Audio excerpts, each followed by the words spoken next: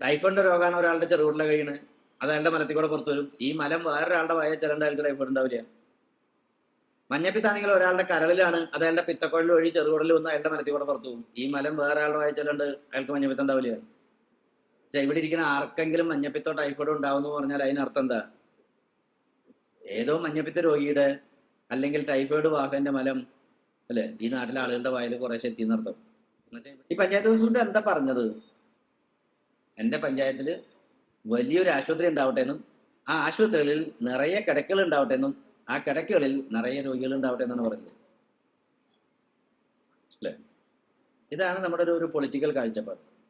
ഇതല്ല അല്ലെ എൻ്റെ പഞ്ചായത്തിൽ ആശുപത്രി ആവശ്യമില്ലാത്ത പഞ്ചായത്തായിട്ട് മാറട്ടെ എന്നല്ല. ഞാനത് പറഞ്ഞു എന്തുകൊണ്ടാന്ന് ചോദിച്ചാൽ, ഈ മേഖലയിൽ പ്രവർത്തിച്ചിട്ടുള്ള അനുഭവത്തിൽ നിന്ന് കേരളത്തിൽ ഒരു രാഷ്ട്രീയ പ്രസ്ഥാനം മദ്യത്തിന് അനുകൂലമാണെന്ന് ഞാൻ വിശ്വസിക്കുന്നില്ല.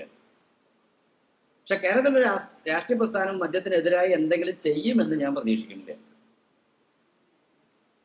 അതാണ് പ്രശ്നം.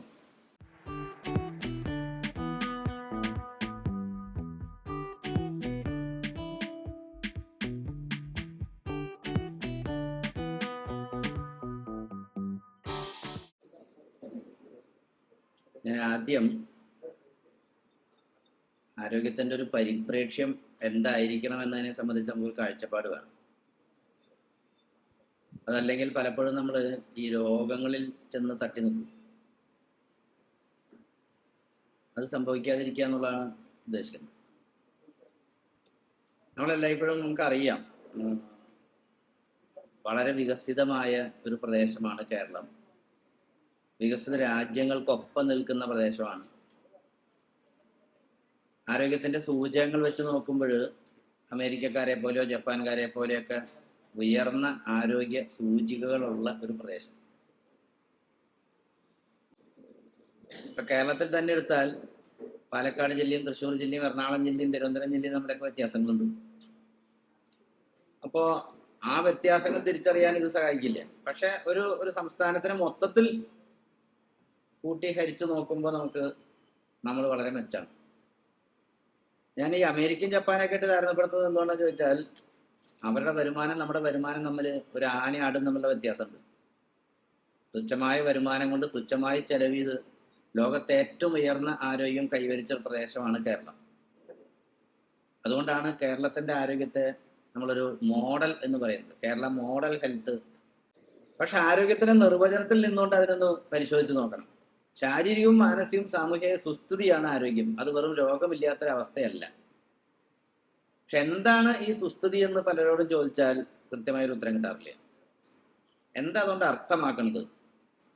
ശാരീരിക മാനസികം സാമൂഹിക സുസ്ഥിതി എന്ന് പറഞ്ഞാൽ ഞാൻ ഡോക്ടർമാരോട് ചോദിക്കാറുണ്ട്. പലരും പറയുന്നത് വെച്ചിട്ടുണ്ടെങ്കിൽ സുഖകരമായൊരവസ്ഥ.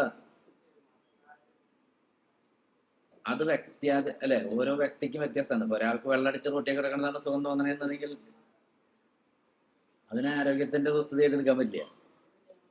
അതുകൊണ്ട് അതിന് കൃത്യമായൊരു അർത്ഥമുണ്ട്.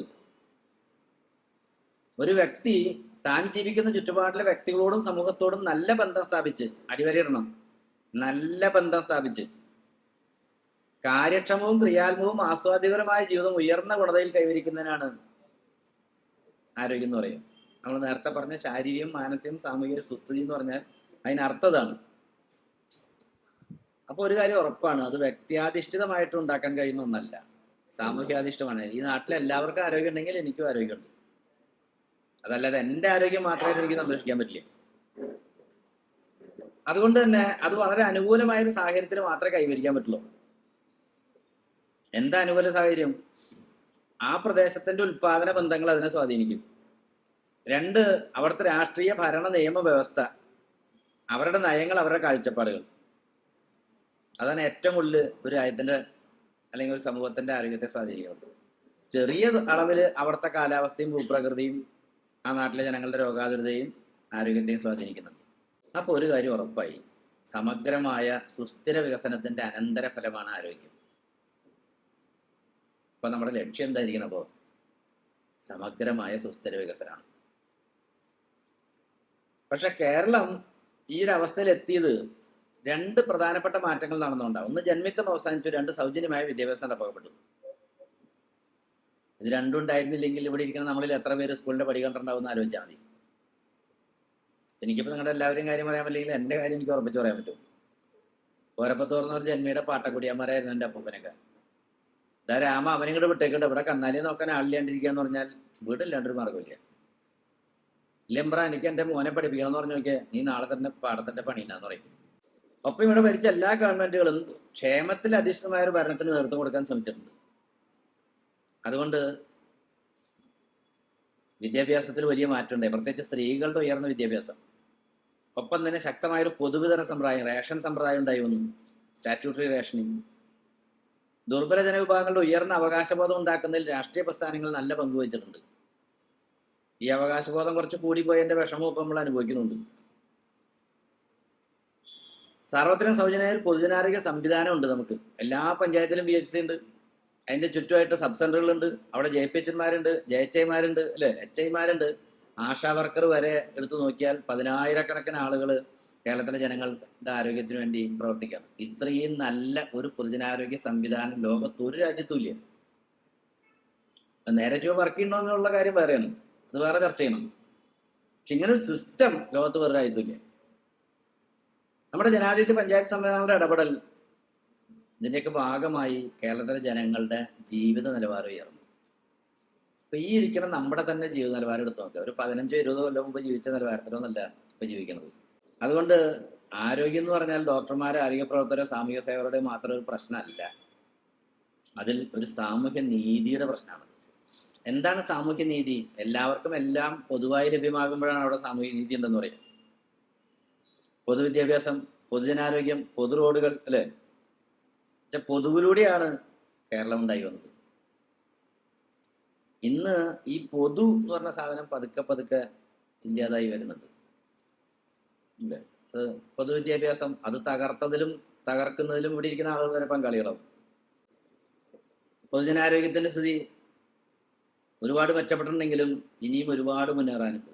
പൊതു റോഡുകൾ ടോൾ കൊടുക്കാൻ നിവൃത്തിയുള്ളവന് മാത്രമായിട്ട് മാറിക്കൊണ്ടിരിക്കുന്ന ഒരു സ്ഥിതിയിലേക്ക് മാറുകയാണ്. സ്റ്റേറ്റ് റോഡുകൾക്ക് ഉൾപ്പെടെ നമ്മൾ ടോൾ മേടിക്കാൻ തീരുമാനിക്കുന്നു.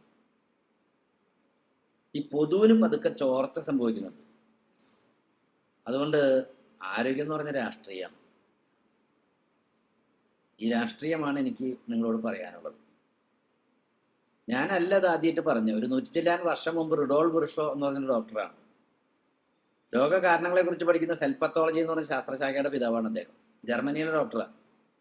ജർമ്മൻ കോളനിയായിട്ടുള്ള പ്രഷ്യയിൽ എപ്പിഡമിക് ടൈഫസ് പറഞ്ഞ രോഗം പടർന്നു പിടിച്ചു. അപ്പം അതിനെക്കുറിച്ച് പഠിക്കാൻ നിയോഗിച്ച കമ്മീഷന്റെ ചെയർമാനായിരുന്നു ബുർഷോ. ബുർഷോ അവിടെ പോയിട്ട് പഠിച്ചു വന്നിട്ട് പറഞ്ഞത് എപ്പിഡമിക് ടൈഫസ് ഉണ്ടാക്കുന്ന രോഗാണുവിനെ കുറിച്ചോ അതിന് കൊടുക്കേണ്ട ചികിത്സയെക്കുറിച്ചൊന്നുമല്ല. അവിടുത്തെ ഡോക്ടർമാർ ജർമ്മൻ ഡോക്ടർമാരാണ്. അവർക്ക് നാട്ടുകാരെ ഭാഷ അറിഞ്ഞൂടാ. അതുകൊണ്ട് അവർ ആദ്യം ഭാഷ പഠിപ്പിക്കണം നാട്ടുകാരുടെ. എന്തിനായിരിക്കും? ആ നാട്ടുകാർ പറയുന്നത് വല്ല ഒരിക്കലും മനസ്സിലാവണമല്ലോ, അല്ലേ, നല്ല ചികിത്സിക്കാൻ പറ്റുള്ളൂ. ഞാൻ അത് എന്തുകൊണ്ടാണ് പറഞ്ഞതെന്ന് ചോദിച്ചാൽ ഇപ്പൊ പഠിച്ചിറങ്ങുന്ന പല വിദ്യാർത്ഥികൾക്കും നാട്ടുകാരുടെ ഭാഷ അറിയില്ല. ഡോക്ടർമാർക്ക് മലയാളം അറിയില്ല, എഴുതാനും വായിക്കാനും അറിയില്ല. ഞാൻ തന്നെ മലപ്പുറത്ത് വർക്ക് ചെയ്യുമ്പോൾ ഒരമ്മ വൈകുന്നേരം ഒരു കൊച്ചിനെ കൊണ്ടുവന്നിട്ട് എന്നോട് പറഞ്ഞു, മോനെ അസർ കൊടുത്ത് അപ്പം തുടങ്ങി ഈ കൊച്ചിനൊരു തിക്കുമുട്ട്, ഒരു വരുത്തം. തിക്കുമുട്ടെന്ന് പറഞ്ഞപ്പോൾ എന്തോ മുട്ടുണ്ടെന്ന് മനസ്സിലായി. വരുത്തം എന്നുള്ള വാക്ക് ഞാൻ കേട്ടിട്ടില്ല. ഞാൻ കൊച്ചിനെ ശ്രദ്ധ വെച്ച് നോക്കി, വയറൊക്കെ പരിശോധിച്ച് കിടത്തി മരത്തേക്ക് നോക്കിയിട്ട് കുഴപ്പമൊന്നും കാണാനില്ല. ഞാൻ ചോദിച്ചു, അമ്മ എന്ത് കൊടുക്കുമ്പോഴുണ്ടാണ്? അസർ കൊടുത്ത് അപ്പം തുടങ്ങുമെന്ന് പറഞ്ഞു. അപ്പം ഞാൻ പറഞ്ഞു, നിങ്ങളോട് ആരാ ആവശ്യമില്ലാത്ത സാധനങ്ങളൊക്കെ പിള്ളേർക്ക് കൊടുക്കാൻ പറഞ്ഞു, നാളെ മേലാക്കത് കൊടുത്തേക്കരുതെന്ന് പറഞ്ഞു. അവർ ദേഷ്യപ്പെട്ട് ക്ലിനിക്കിൽ നിന്ന് ഇറങ്ങിപ്പോയി. അടുത്ത വീട്ടിൽ അഹമ്മദ് മാഷ അടുത്ത് എന്ന് പറഞ്ഞു, മാഷ ഇങ്ങനെ ഒരു സംഭവം ഉണ്ടായിന്ന് പറഞ്ഞപ്പോഴാണ് മാഷ് പറയുന്നത്, അവർ ചീത്തയൊന്നും വിളിച്ചില്ലല്ലോ. ആ ഭാഗ്യം ഡോക്ടറെ, വൈകുന്നേരത്തെ വാങ്ങ് കൊടുക്കണേനാണ് അസർ കൊടുക്കാന്ന് പറഞ്ഞത്, അത് കൊടുക്കണ്ടെന്ന് ഡോക്ടർ പറഞ്ഞു വെച്ചിരിക്കണം.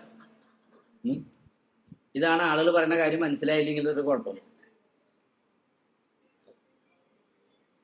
രണ്ടാമത്തെ അദ്ദേഹം പറഞ്ഞത്, അവിടുത്തെ തൊഴിലാളികൾക്ക് കിട്ടുന്ന കൂലി കുറവാണ്, അതുകൊണ്ട് അവർക്ക് കൂലി കൂട്ടി കൊടുക്കണം, അല്ലേ. നല്ല ആഹാരം കഴിക്കണമെങ്കിൽ എന്ത് വേണം? വരുമാനം വേണം. അവർ താമസിക്കുന്ന പാർപ്പിടങ്ങൾ മനുഷ്യവാസയോഗ്യമല്ല, അതുകൊണ്ട് അവർക്ക് നല്ല പാർപ്പിടങ്ങൾ ഉണ്ടാക്കി കൊടുക്കണം. ഒരു ഡോക്ടറായിരുന്നിട്ട് കൂടി എപ്പിഡമിക് ടൈഫസ് ഉണ്ടാക്കുന്ന രോഗാണുവിനെ കുറിച്ച്, അതിൻ്റെ ചികിത്സയെ കുറിച്ചൊന്നല്ല കൂടുതലായിട്ട് അദ്ദേഹം പറഞ്ഞത്. അതായിരുന്നു അദ്ദേഹം പറഞ്ഞതെങ്കിൽ എന്ത് സംഭവിക്കും? ആ രോഗം കണ്ടെത്താൻ ആവശ്യമായ ലബോറട്ടറികൾ ധാരാളം ഉണ്ടാവും, കിടത്തി ചികിത്സിക്കാനുള്ള ആശുപത്രികൾ ധാരാളം പൊന്തും, അവിടേക്ക് ഡോക്ടർമാർ ധാരാളമായി ചേക്കേറും. അങ്ങനെ നാട്ടുകാരുടെ എപ്പിഡമിക് ടൈഫസ് എന്ന് പറഞ്ഞ രോഗം വലിയ ഒരു ചികിത്സാ വ്യവസായമായി പ്രഷ്യയിൽ വളർന്നു വരുന്നു. ഇപ്പോൾ കേരളത്തിൽ സംഭവിക്കുന്ന പോലെ 1000 പേരെടുത്താൽ 300 പേര് രോഗികളാണ്, അല്ലേ? അതുകൊണ്ട് എല്ലാ പ്രദേശത്തും നമുക്ക് ആശുപത്രികളുണ്ട്. 15 കൊല്ലം ജനകീയാസൂത്രണ പ്രസ്ഥാനത്തിൽ state level technical advisory committee അംഗമായിട്ട് വർക്ക് ചെയ്തപ്പോൾ ഞാൻ കണ്ടൊരു കാഴ്ച, എല്ലാ പഞ്ചായത്തുകാരും വന്നിട്ട് പറയുക അവിടെ കിടത്തി ചികിത്സിക്കുന്ന ആശുപത്രി വേണമെന്നാണ്. അവിടെ നല്ലൊരു PHC ഉണ്ട്. നോക്കൂ, ആ PHCയിൽ വരുന്ന രോഗികളിൽ ഒരു 5% മാത്രമേ നമുക്ക് റഫർ ചെയ്യേണ്ടി വരുള്ളൂ. ബാക്കി 95% ആളെ അവിടെ ചികിത്സിക്കാൻ പറ്റും. കിടത്തേണ്ട കാര്യമേ ഇല്ല. പക്ഷെ പഞ്ചായത്ത് പ്രസിഡന്റ് എന്താ ആവശ്യപ്പെടുക? അവിടെ ചുരുങ്ങിയത് ഒരു 10 ബെഡുള്ള ആശുപത്രികൾ വേണം. ഇനി 10 ബെഡുള്ള ആശുപത്രി ഉണ്ടെങ്കിൽ അത് എങ്ങനെയെങ്കിലും ഒരു 50 ബെഡുള്ള ആശുപത്രിയായിട്ട് ഉയർത്തണം. എന്നിട്ട് അവിടെ നിന്ന് വേണം ഒരു സ്പെഷ്യലിസ്റ്റിനെ പോസ്റ്റ് ചെയ്യണം. ഇനി സ്പെഷ്യലിസ്റ്റും കൂടിയുള്ളൊരു ആശുപത്രി ആണെങ്കിലോ അതൊരു സൂപ്പർ സ്പെഷ്യാലിറ്റി ആശുപത്രിയായിട്ട് ഉയർത്തണം. ഈ പഞ്ചായത്ത് പ്രസിഡന്റ് എന്താ പറഞ്ഞത്? എൻ്റെ പഞ്ചായത്തിൽ വലിയൊരു ആശുപത്രി ഉണ്ടാവട്ടെ എന്നും ആ ആശുപത്രികളിൽ നിറയെ കിടക്കകൾ ഉണ്ടാവട്ടെ എന്നും ആ കിടക്കകളിൽ നിറയെ രോഗികൾ ഉണ്ടാവട്ടെ എന്നാണ് പറഞ്ഞത്, അല്ലേ? ഇതാണ് നമ്മുടെ ഒരു പൊളിറ്റിക്കൽ കാഴ്ചപ്പാട്. ഞാൻ സൂചിപ്പിച്ചത് അതിൻ്റെ ദുരന്തമാണ് ഇന്ന് നമ്മൾ അനുഭവിക്കുന്നത്. ഇതല്ല അല്ലെ എൻ്റെ പഞ്ചായത്തിന് ആശുപത്രി ആവശ്യമില്ലാത്ത പഞ്ചായത്തായിട്ട് മാറട്ടെ എന്നല്ല. പക്ഷെ ജീവിതശൈലി എന്ന് പറഞ്ഞാൽ ഒരു വ്യക്തി ദീർഘകാലാടിസ്ഥാനത്തിൽ അയാളുടെ സമയം എന്തിനു വേണ്ടി ചെലവിടണം എന്നുള്ളതാണ്. അതായിരിക്കും അയാളുടെ ജീവിതശൈലി, അല്ലെ? സ്വാഭാവികമായിട്ടും അത് അയാളുടെ സാമൂഹ്യ മൂല്യങ്ങളുടെ അഭിരുചികളുടെ ഒക്കെ അടിസ്ഥാനത്തിലാണ് ഉണ്ടാവുക. കേരളീയെ സംബന്ധിച്ച് നേരത്തെ പറഞ്ഞ ആ രാഷ്ട്രീയ ബോധത്തിൽ മാറ്റം വരുന്നതോടുകൂടി നമ്മുടെ ജീവിതശൈലിയിൽ വലിയ മാറ്റം സംഭവിച്ചുകൊണ്ടിരിക്കും. ഈ ജീവിതശൈലി മാറ്റമാണ് ഇന്ന് കാണുന്ന അവസ്ഥയിലേക്ക് കേരളത്തിലെ കൊണ്ടെത്തുന്നത്. അതുകൊണ്ട് എന്താ സംഭവിക്കണമെന്ന് ചോദിച്ചാൽ പാരിസ്ഥിതിജന്യമായ രോഗങ്ങൾ വരുന്നു, നിർമ്മാർജ്ജനം ചെയ്തെന്ന് അവകാശപ്പെടുന്ന മലമ്പനി പോലുള്ള രോഗങ്ങൾ തിരിച്ചു വരുന്നു, പുത്തൻ സാംക്രമിക രോഗങ്ങളായുള്ള ചിക്കൻ ഗുനിയ, ഡെങ്കിപ്പനി, എലിപ്പനി, പക്ഷിപ്പനി, പന്നിപ്പനി, നിപ്പ, കൊറോണ, അല്ലെ, വിവിധ പേരുകളിൽ പുതിയ പുതിയ പകർച്ചവ്യാധികൾ ഉണ്ടാവും. ഒപ്പം ജീവിതശൈലി രോഗങ്ങളാണെങ്കിൽ വർദ്ധിക്കുകയാണ്. പ്രഷർ, പ്രമേഹം, ഹൃദ്രോഗം, ക്യാൻസർ എന്നൊക്കെ പറയുന്നു.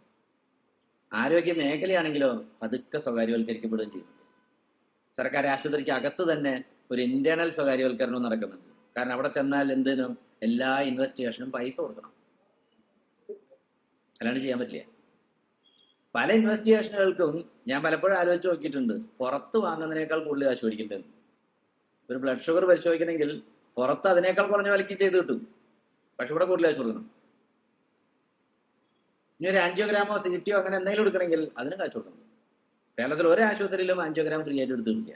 7500 രൂപയെങ്കിലും മിനിമം കൊടുക്കേണ്ടി വരും. പുറത്ത് ആശുപത്രിയിലെ സ്ഥിതി എന്താണെന്ന് ചോദിച്ചാൽ കഴിഞ്ഞൊരു 15 കൊല്ലം കൊണ്ട് ചികിത്സാ ചെലവ് 5000% കൊണ്ട് ഉയർന്നിട്ടുണ്ട്.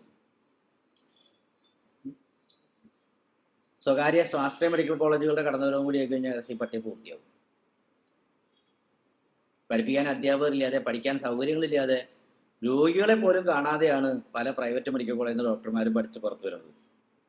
അവരുടെ കയ്യിലേക്കാണ് നമ്മൾ നമ്മുടെ ശരീരം വെച്ചു കൊടുക്കാൻ പോകുന്നത്. എന്തായിരിക്കും അതിൻ്റെ അവസ്ഥ? ഞാനിത് പറയുന്നത് എൻ്റെയൊക്കെ മെഡിക്കൽ കോളേജിൽ PG വിദ്യാർത്ഥികളായിട്ട് വരുന്ന പലര് ഒരു IV കാനിലോ ഇഞ്ചക്ഷനോ എടുക്കുമ്പോൾ ഞാൻ ചോദിക്കാറുണ്ട്, മക്കളെ ഇതിനു മുമ്പ് ഇത് ചെയ്തിട്ടില്ലേ എന്ന്. കാരണം കണ്ടാൽ തന്നെ മനസ്സിലാവും ജീവിതത്തിൽ ആദ്യമായിട്ട് ചെയ്യാൻ പോകണമെന്നുള്ളത്. 5 കൊല്ലത്തെ കോഴ്സും 1 കൊല്ലത്തെ ഹൗസറൻസിക്ക് ഇടയിൽ ഒരു ഇഞ്ചക്ഷൻ പോലും എടുത്തിട്ടില്ല, ഒരു IV കാനിൽ ഇട്ടിട്ടില്ല. ഇതാണ് സ്ഥിതി. ചിലവിനെ സത്യസന്ധമായിട്ട് പറയാറുണ്ട്, സാറേ ഞങ്ങളെയൊന്നും തൊടിയിക്കാറില്ല. വലിയ വ്യത്യാസമില്ലാത്തൊരവസ്ഥയിലേക്കാണ് ഗവൺമെന്റ് മെഡിക്കൽ കോളേജുകൾ മാറിക്കൊണ്ടിരിക്കുന്നത്. കാരണം ഈയിടെ ഹൗസറൻസ് സമരം ചെയ്തു. ബ്ലഡ് സാമ്പിൾ എടുക്കാൻ ഞങ്ങൾക്ക് പറ്റില്ല, ഞങ്ങളുടെ പണി അതല്ല. അപ്പോൾ ഒരു IV ലൈനിൽ നിന്നൊരു ബ്ലഡ് സാമ്പിൾ എടുക്കാൻ പറ്റില്ല, അതിന് ഫ്ലിബട്ടമസിന് വെക്കണത്ര. അങ്ങനെ സർക്കാർ ഫ്ലിബട്ടമസിന് വെച്ചു കൊടുത്തു. അപ്പം എന്താ സ്ഥിതി? സാമ്പിൾ എടുക്കാറില്ല,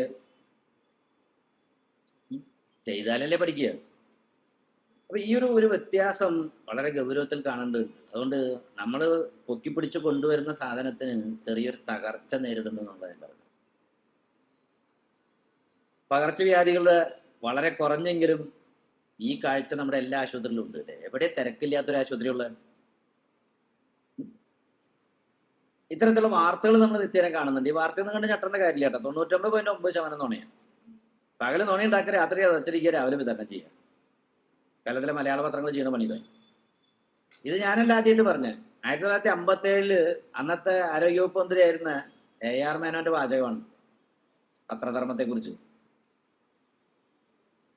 വർഷം ഇത്ര കഴിഞ്ഞിട്ടും ഒരു വ്യത്യാസം ഉണ്ടായില്ല എന്നുള്ളതാണ് പത്രധർമ്മത്തിൽ. പക്ഷെ നമുക്ക് ഒരു കാര്യം ഉറപ്പിച്ച് പറയാൻ പറ്റും, ദൈവത്തിന്റെ സ്വന്തം നാട് എന്ന് പറയുന്ന കേരളം പതുക്കെ ചെകുത്താന്റെ നാടായിട്ട് മാറുന്നുണ്ട്. എന്തുകൊണ്ടാണ് പാർശ്വവാദികൾ ഇപ്പോഴും ഉണ്ടായിക്കൊണ്ടിരിക്കുന്നത്? അവിടെയാണ് നേരത്തെ പറഞ്ഞ കേരളീയന്റെ മാറിയ ജീവിതശൈലിയെ കുറിച്ച് നമുക്ക് ചർച്ച ചെയ്യേണ്ടി വരിക. നമുക്ക് വ്യക്തി ശുചിത്വം ഇല്ല എന്നുള്ളതിനേക്കാൾ ഉപരി സാമൂഹ്യ ശുചിത്വം തീരില്ല. അല്ലേ? നമ്മുടെ വീട്ടിലെ മാലിന്യം എങ്ങനെയാണ് അടുത്ത പറമ്പിലേക്കിടും? അവിടെ നമ്മളെക്കാൾ വർഷങ്ങളാണെങ്കിൽ വിവരം അറിയും. അതുകൊണ്ട് നേരെ റോട്ടിലേക്ക് ഇടും. പഞ്ചായത്തുകാരോ മുനിസിപ്പാലിറ്റിക്കാരോ കൊണ്ടോട്ടെ.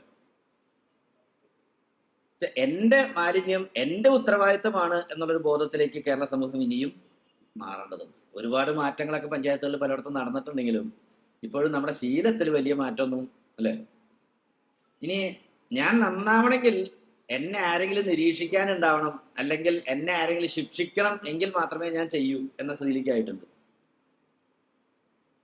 ഞാൻ സൂചിപ്പിച്ച വേറൊന്നുണ്ടല്ല, ജനസംഖ്യാ വർധനത്തിനും നഗരവൽക്കരണത്തിന് അനുയോജ്യമായ പരിസര ശുചിത്വ മാലിന്യ നിർമ്മാർജ്ജന സംവിധാനങ്ങൾ ഏർപ്പെടുത്തുന്നതിൽ ആസൂത്രണത്തിൽ പോലും ഒരുപാട് പരാജയം നമുക്ക് കാണാൻ പറ്റും. ഇത് ചർച്ച ചെയ്യപ്പെടേണ്ടതുണ്ട്. അതുകൊണ്ട് തന്നെ ഇത്തരത്തിൽ മാലിന്യങ്ങൾ വന്നു വീഴുന്ന കാഴ്ച ഒറ്റപ്പെട്ടതല്ല. അതൊരു സ്ഥലത്ത് നിന്ന് അടിച്ചുവിട്ട് വേറെ സ്ഥലത്ത് കൊണ്ടുവിടുക, അവിടെ ഇട്ട് കത്തിച്ച് പുകച്ച് ചീച്ച് ആ നാട്ടിലെ ആളുകൾക്ക് ജീവിക്കാൻ പറ്റാണ്ടാക്കുക എന്നുള്ളതാണ് പല പഞ്ചായത്തുകളും ചെയ്യുന്ന പണിയില്ല. ഇനി ഒരു 30% പഞ്ചായത്തുകളുടെ അതിലാണ് സ്വന്തമായി സ്ഥലമുള്ളൂ മാലിന്യം സംസ്കരിക്കാൻ. സ്ഥലം പോലും മേടിച്ചിട്ടില്ല. നാട്ടിൽ ഒരേക്കർ സ്ഥലം കിട്ടാത്തതുകൊണ്ട് കയ്യിൽ പൈസ ഇല്ലാത്തതുകൊണ്ടല്ല വാങ്ങാതെ പോയത്. വേണ്ടെന്ന് വെച്ചിട്ടാവാനും സാധ്യതയില്ല, പക്ഷെ വേണമെന്ന് വെച്ചിട്ടില്ല എന്ന് പറയേണ്ടി വരും. ഇനി പകർച്ചവ്യാധികൾ നമ്മുടെ ജീവിതശൈലിയായിട്ട് അതിന് ബന്ധമുണ്ട്. ഉദാഹരണമായിട്ട് വെള്ളത്തിലൂടെ പകർന്ന ടൈഫോയിഡ്, കോളറ, ഛർദി, അതിസാരം, മഞ്ഞപ്പിത്തം ഇപ്പോഴും കേരളത്തിൽ ഉണ്ടാവുന്നുണ്ട്.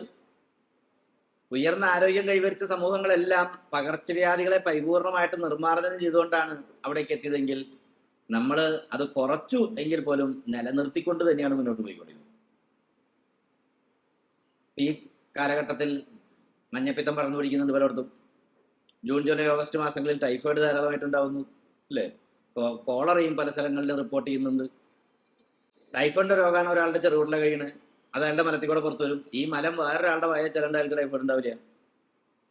മഞ്ഞപ്പിത്താണെങ്കിൽ ഒരാളുടെ കരളിലാണ്, അത് അയാളുടെ പിത്തക്കുഴൽ വഴി ചെറുകുടലിൽ വന്ന് അയാളുടെ മലത്തിൽ കൂടെ പുറത്തു പോകും. ഈ മലം വേറൊരാളുടെ വായ ചിലണ്ട് അയാൾക്ക് മഞ്ഞപ്പിത്തം ഉണ്ടാവില്ല. ഇവിടെ ഇരിക്കുന്ന ആർക്കെങ്കിലും മഞ്ഞപ്പിത്തോ ടൈഫോയിഡോ ഉണ്ടാവുമെന്ന് പറഞ്ഞാൽ അതിനർത്ഥം എന്താ? ഏതോ മഞ്ഞപ്പിത്ത രോഗിയുടെ അല്ലെങ്കിൽ ടൈഫോയിഡ് വാഹകന്റെ മലം അല്ലെ ഈ നാട്ടിലെ ആളുകളുടെ വായിൽ കുറേശ്ശെ എത്തിയെന്നർത്ഥം.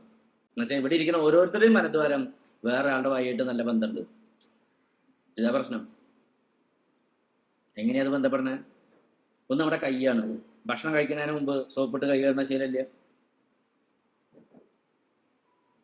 നമ്മുടെ മക്കൾ പഠിക്കുന്ന എത്ര സ്കൂളുകളിൽ ഉച്ചയ്ക്ക് ഊണ് കഴിക്കുന്നതിന് മുമ്പ് സോപ്പിട്ട് കൈ കഴുകാനുള്ള സൗകര്യമുണ്ട്. ആ സ്കൂൾ മുഴുവൻ നിരങ്ങിയിട്ടുള്ള കുട്ടികൾ ആ ടാപ്പിന്റെ ചോട്ടിൽ ചെന്ന് ഇതാ കൈയൊന്നും ഇങ്ങനെ നനച്ചിട്ടാണ് ഊണ് കഴിക്കുക അല്ലേ. കൈ വൃത്തിയോട് ഊണ് കഴിച്ച് കഴിയുമ്പോഴാണ് അഴുക്കൊക്കെ പോയി. ഇപ്പൊ നമ്മൾ ഇത്രയും അറിവും വിദ്യാഭ്യാസമുള്ള ആളാണല്ലോ. നമ്മൾ എത്ര പേരെ ഒരു കല്യാണം നീ പോയ കൈ കഴുകും? ഊണ് കഴിച്ചിട്ട് കഴിയുന്ന കാര്യമല്ല ചോദിച്ചത് അല്ലേ. ചിലർ ഊണ് കഴിച്ച് കഴിയുമ്പോഴാണ് ചോദിക്കുക എവിടെ കൈ കഴുകാന്ന്. അപ്പൊ അതിനുമ്പ് കഴിയിട്ടില്ല എന്നർത്ഥം. വല്ലവരും എണീക്ക് നോക്കി സീറ്റിന്റെ പിന്നിലേക്ക് ആ നേരത്തെ കൈ കഴുകുമ്പോൾ സീറ്റ പോവും. പിന്നെ ഇല കഴുകാനായിട്ട് കുറച്ച് വെള്ളം കൊണ്ടുവന്നുണ്ട്, അതുകൊണ്ട് ഇലയും നനയ്ക്കും, കൂടുതൽ കയ്യും നനയ്ക്കും. രണ്ടും വൃത്തി ഊണ് കഴിച്ച് കഴിയുമ്പോൾ. കൊറോണ കാലത്ത് നമ്മൾ കണ്ടൊരു കാഴ്ചയുണ്ട്. എല്ലാ കവലകളിലും സോപ്പും വെള്ളം വെച്ചു. ഏതാനും ദിവസങ്ങൾക്കുള്ളിൽ തന്നെ അത് നോക്കുകുത്തിയായി. എന്താ കാരണം? കൈ കഴുകല് കേരളീയന്റെ ശീലല്ല. അതാണ് പ്രശ്നം. ഞാൻ ചിലപ്പോൾ ചോദിക്കാറുണ്ട്, മാഷ കൈ കഴുകുന്നുണ്ട്. വേണ്ട ഡോക്ടറെ, ഞാൻ വീട്ടിൽ നിന്ന് പോയപ്പോൾ കഴിയിട്ട് പോകുന്നില്ല എന്ന് പറയും. നമ്മുടെ നാട്ടിലെ ആളുകളുടെ മൂക്കിച്ചിട്ടുള്ള സ്വഭാവമായിട്ടും താരതമ്യപ്പെടുത്തിയാൽ മതി. കേരളത്തിൽ ആരെങ്കിലും മൂക്കിറ്റ് സോപ്പിട്ട് കഴികളയോ? മുണ്ടിൽ തുറച്ചു അല്ലെ, ടവലില്, കമ്പിമ്മ, ജനലുമ്മ, വാതിലുമ്മ, തൂണുമ്മ ഒന്നും പറ്റിയില്ല. മേശരടിയില്. അപ്പൊ നിങ്ങൾ കല്യാണ സദ്യ ബസ്സിലെ വന്ന് നിങ്ങളുടെ തൊട്ട് പിന്നിൽ നിന്ന് ആള് മൂക്കിറ്റിട്ട കമ്പിമ്മരെ തേച്ച് അതുമൂടെ കൈ അടിച്ചിട്ട കല്യാണത്തിന് പോകുന്നത്. എന്നിട്ടാണ് ഇന്നലെ വരെ പട്ടിണി കഴിക്കുന്നതിൽ ഇടിച്ചു കയറി കൈ കഴുകാണ്ട് ആഹാരം കഴിച്ചു പോയത്. എന്തൊരു ശുചിത്വബോധം! ഇതാണ് കേരളീയ സംസ്കാരം. ഈ സംസ്കാരം വെച്ചു വളർത്തുമ്പോൾ അസുഖങ്ങൾ ഉണ്ടാവും. ഇനിയിപ്പോ ഇങ്ങനെ മാത്രം നല്ലതായിട്ട് മല വായിൽ വന്ന് ചേരുക. ഇപ്പൊ ഞങ്ങളുടെ നാട്ടില് പുത്തൻവേലിക്കര, മാള, കനോലിക്കര, തീത്ത്, വൈപ്പിൻ ദ്വീപില്, കുട്ടനാടൊക്കെ വന്നു കഴിഞ്ഞാൽ കക്കൂസിനെ തുറക്കുന്നത് പുഴയിലേക്കാണ് അല്ലേ? ഇതിന് തൊട്ടപ്പുറത്തെ പഞ്ചായത്ത് അടിച്ച് വെള്ളം കുടിക്കാൻ കൊടുത്തോണ്ടിരിക്കണേ. ഇതൊക്കെ നന്നായിട്ട് അറിയാവുന്നതുകൊണ്ട് നമ്മൾ ബഹുഭൂരിപക്ഷം ആളുകളും കുടിക്കാൻ ഉപയോഗിക്കുന്നത് അവിടെ ഏത് വെള്ളമായിരിക്കും? കിണറ്റിലെ വെള്ളമാണ് അല്ലേ? പക്ഷെ 100 കിണറെടുത്താൽ 98 കിണറിൽ മനുഷ്യന്റെ വെള്ളം കലരുന്നുണ്ട്. എന്താ കാരണം? സെപ്റ്റിക് ടാങ്കിന്റെ ഔട്ട്ലെറ്റിൽ നിന്ന് 7.5 മീറ്റർ ദൂരെയായിരിക്കണം നമ്മുടെ കിണർ അല്ലേ? കക്കൂസിൽ നിന്ന് 15 മീറ്റർ ദൂരെയായിരിക്കും നമ്മുടെ കിണർ. ഈ 5 സെന്റ് സ്ഥലത്ത് സ്വന്തം വീടും കിണറും കക്കൂസായിട്ട് കഴിഞ്ഞു കൂടുന്ന ആളുകൾക്ക് എങ്ങനെ ദൂരം പാലിക്കാൻ പറ്റുക? നിങ്ങൾ ചിലപ്പോൾ നിങ്ങളുടെ 5 സെന്റ് സ്ഥലത്ത് ദൂരം പാലിച്ചിട്ടുണ്ട്, ആ മൂലയ്ക്ക് കിണർ ഒഴിച്ചു, ഈ മൂലയ്ക്ക് കക്കൂസ് കുഴിച്ചു. അടുത്ത വീട്ടുകാരനും അയാളുടെ പറമ്പിൽ ദൂരം പാലിച്ചിട്ടുണ്ട്, പക്ഷെ അയാളുടെ കക്കൂസ് നിങ്ങളുടെ കിണറും നമ്മുടെ മുകളിൽ മാത്രമേ വേലിയുള്ളൂ, അടിയിൽ വെള്ളം രണ്ടോന്ന് തന്നെയാണ്. അപ്പൊ ഈ ഒരു സിസ്റ്റത്തിന്റെ ഒരു പ്രശ്നം നമ്മൾ തിരിച്ചറിയേണ്ടത്. അതുകൊണ്ട് എൻ്റെ ഒരു അഭിപ്രായം, കേരളത്തിൽ ഇനി പകർച്ചവ്യാധി കുറയ്ക്കണമെങ്കിൽ പുതിയ വഴികൾ വെട്ടുക തന്നെ വേണം. എന്താ പുതിയ വഴി? എല്ലാവരും വീട്ടിൽ കക്കൂസ് വേണ്ടാന്ന് തീരുമാനിക്കുക. കമ്മ്യൂണിറ്റി കക്കൂസുകളിലേക്ക് കേരളം മാറേണ്ടി വരും അല്ലേ? നിങ്ങൾ ഇവിടെ നിന്ന് ഒരു 50 കിലോമീറ്റർ അങ്ങോട്ട് പോയാൽ കോയമ്പത്തൂർക്ക് കടന്നാൽ ധാരാളം കമ്മ്യൂണിറ്റി കക്കൂസുകൾ കാണാം. 5-10 വീട്ടുകാർക്ക് ചേർന്ന ഒരു നിര കക്കൂസ് മുറികൾ. ശരിയാണ്, തമിഴ്നാട്ടുകാരൻ്റെ അത്രയ്ക്ക് സംസ്കാരം നമുക്കില്ല, അതുകൊണ്ട് നമുക്കത് പുറത്തെ കക്കൂസ് ഉപയോഗിക്കാൻ പറ്റില്ല. അയ്യേ, അതെങ്ങനെയാ പോവുക? ശരി, നിങ്ങളുടെ വീട്ടിൽ ക്ലോസറ്റ് പിടിപ്പിച്ചോ, നിങ്ങൾക്ക് കക്കൂസിൽ പോയാൽ മതിയല്ലോ. 5-10 വീടുകളിൽ നിന്നുള്ള ക്ലോസറ്റ് എന്നുള്ള ഒരു പൈപ്പ് ലൈൻ ഒരു പൊതു സെപ്റ്റി ടാങ്കിലേക്ക് വന്നോട്ടെ. നിങ്ങളുടെ മനം നിങ്ങളുടെ തന്നെ ടാങ്കിൽ വീട്ടിൽ നിന്ന് വാശി പിടിക്കണേ? അല്ലെങ്കിൽ ഇപ്പൊ അത് കിട്ടിയിട്ട് എന്താ കാര്യം? അതുകൊണ്ട് ചില മാറ്റങ്ങൾ ഇനി വേണ്ടി വരുന്നർത്ഥം.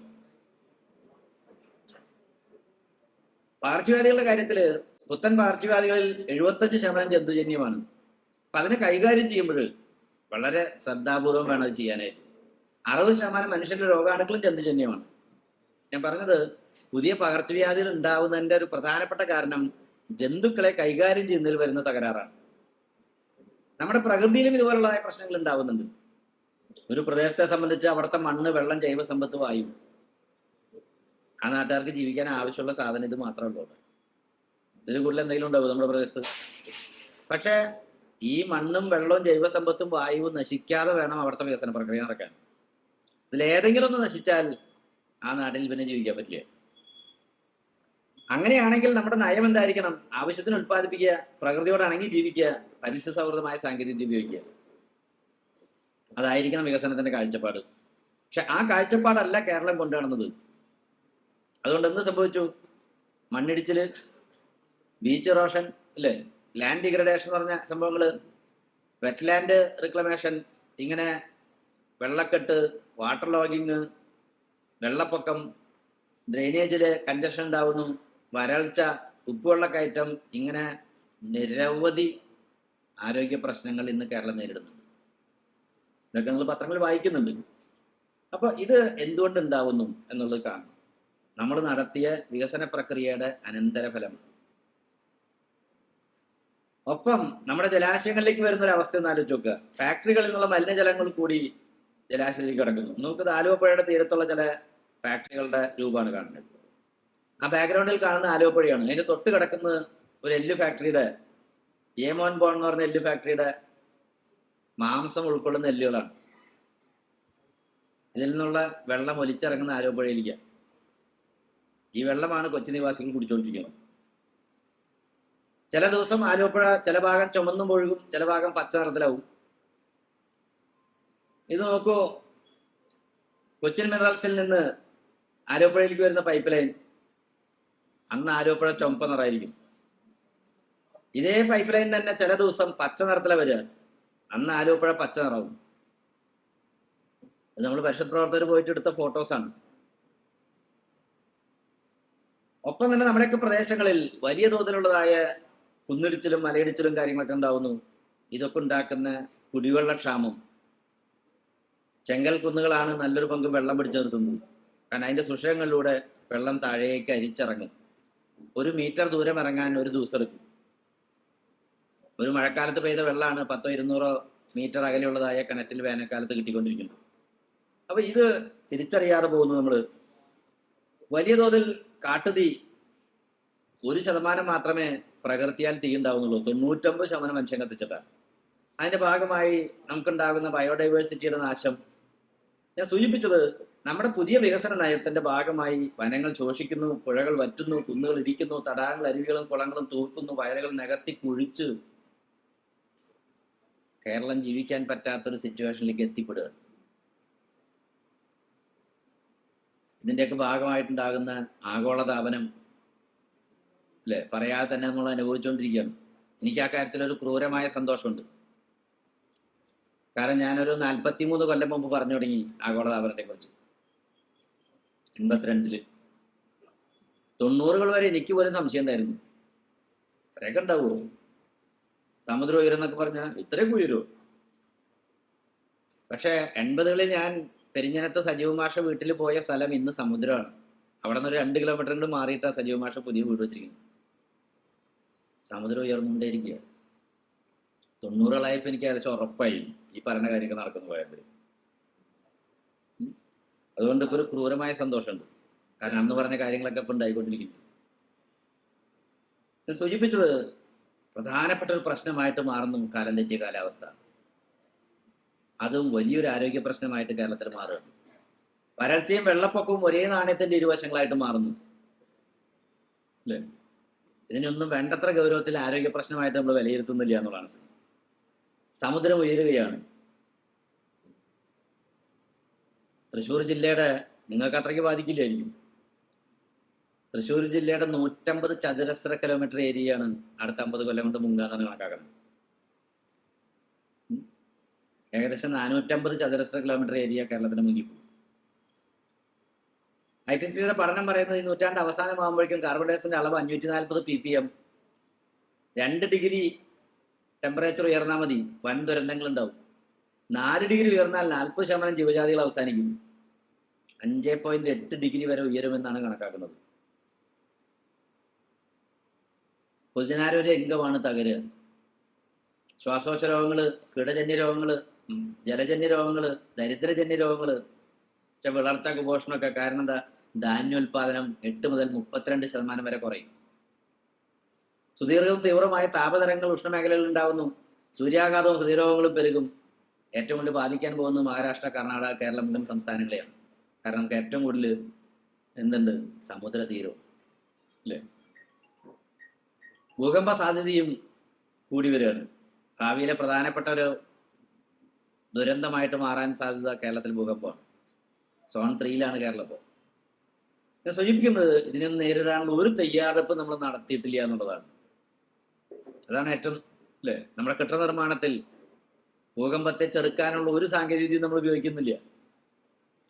ഇന്നലെ നമ്മൾ കണ്ടതാണ് മ്യാൻമറിൽ അല്ലേ, ഒരു കൂറ്റൻ കെട്ടിടം തകർന്നടിഞ്ഞു വീഴുന്നത്. ഒന്ന് ചെറുതായിട്ട് വിറച്ചാൽ മതി, കേരളത്തിലെ ബഹുഭൂരിപക്ഷം കെട്ടിടങ്ങൾ നിലമുന്നു. അപ്പൊ ഇതാണ് പകർച്ചവ്യാധികളും പ്രകൃതിയായിട്ട് ബന്ധപ്പെട്ടൊരു വലിയ ഇഷ്യൂ നമ്മൾ കാണേണ്ടത്. ജീവിതശൈലി രോഗങ്ങൾ ഇന്ത്യൻ ശരാശരിയേക്കാൾ 3 ഇരട്ടിയാണ് കേരളത്തിൽ ഉണ്ടായിക്കൊണ്ടിരിക്കുന്നത്. പകർച്ചവ്യാധികൾ മൂലം ആകെ 13% മരണം സംഭവിക്കണമെങ്കിൽ 87% പകർച്ചവ്യാധികൾ മൂലം മരണം ഉണ്ടാകുന്നത്. എന്താ സംഭവിച്ചത്? 4 കാര്യങ്ങളെ കുറിച്ച് മാത്രം പറഞ്ഞ് നമുക്ക് അവസാനിപ്പിക്കാം. ഒന്ന്, ആഹാരക്രമം മാറി.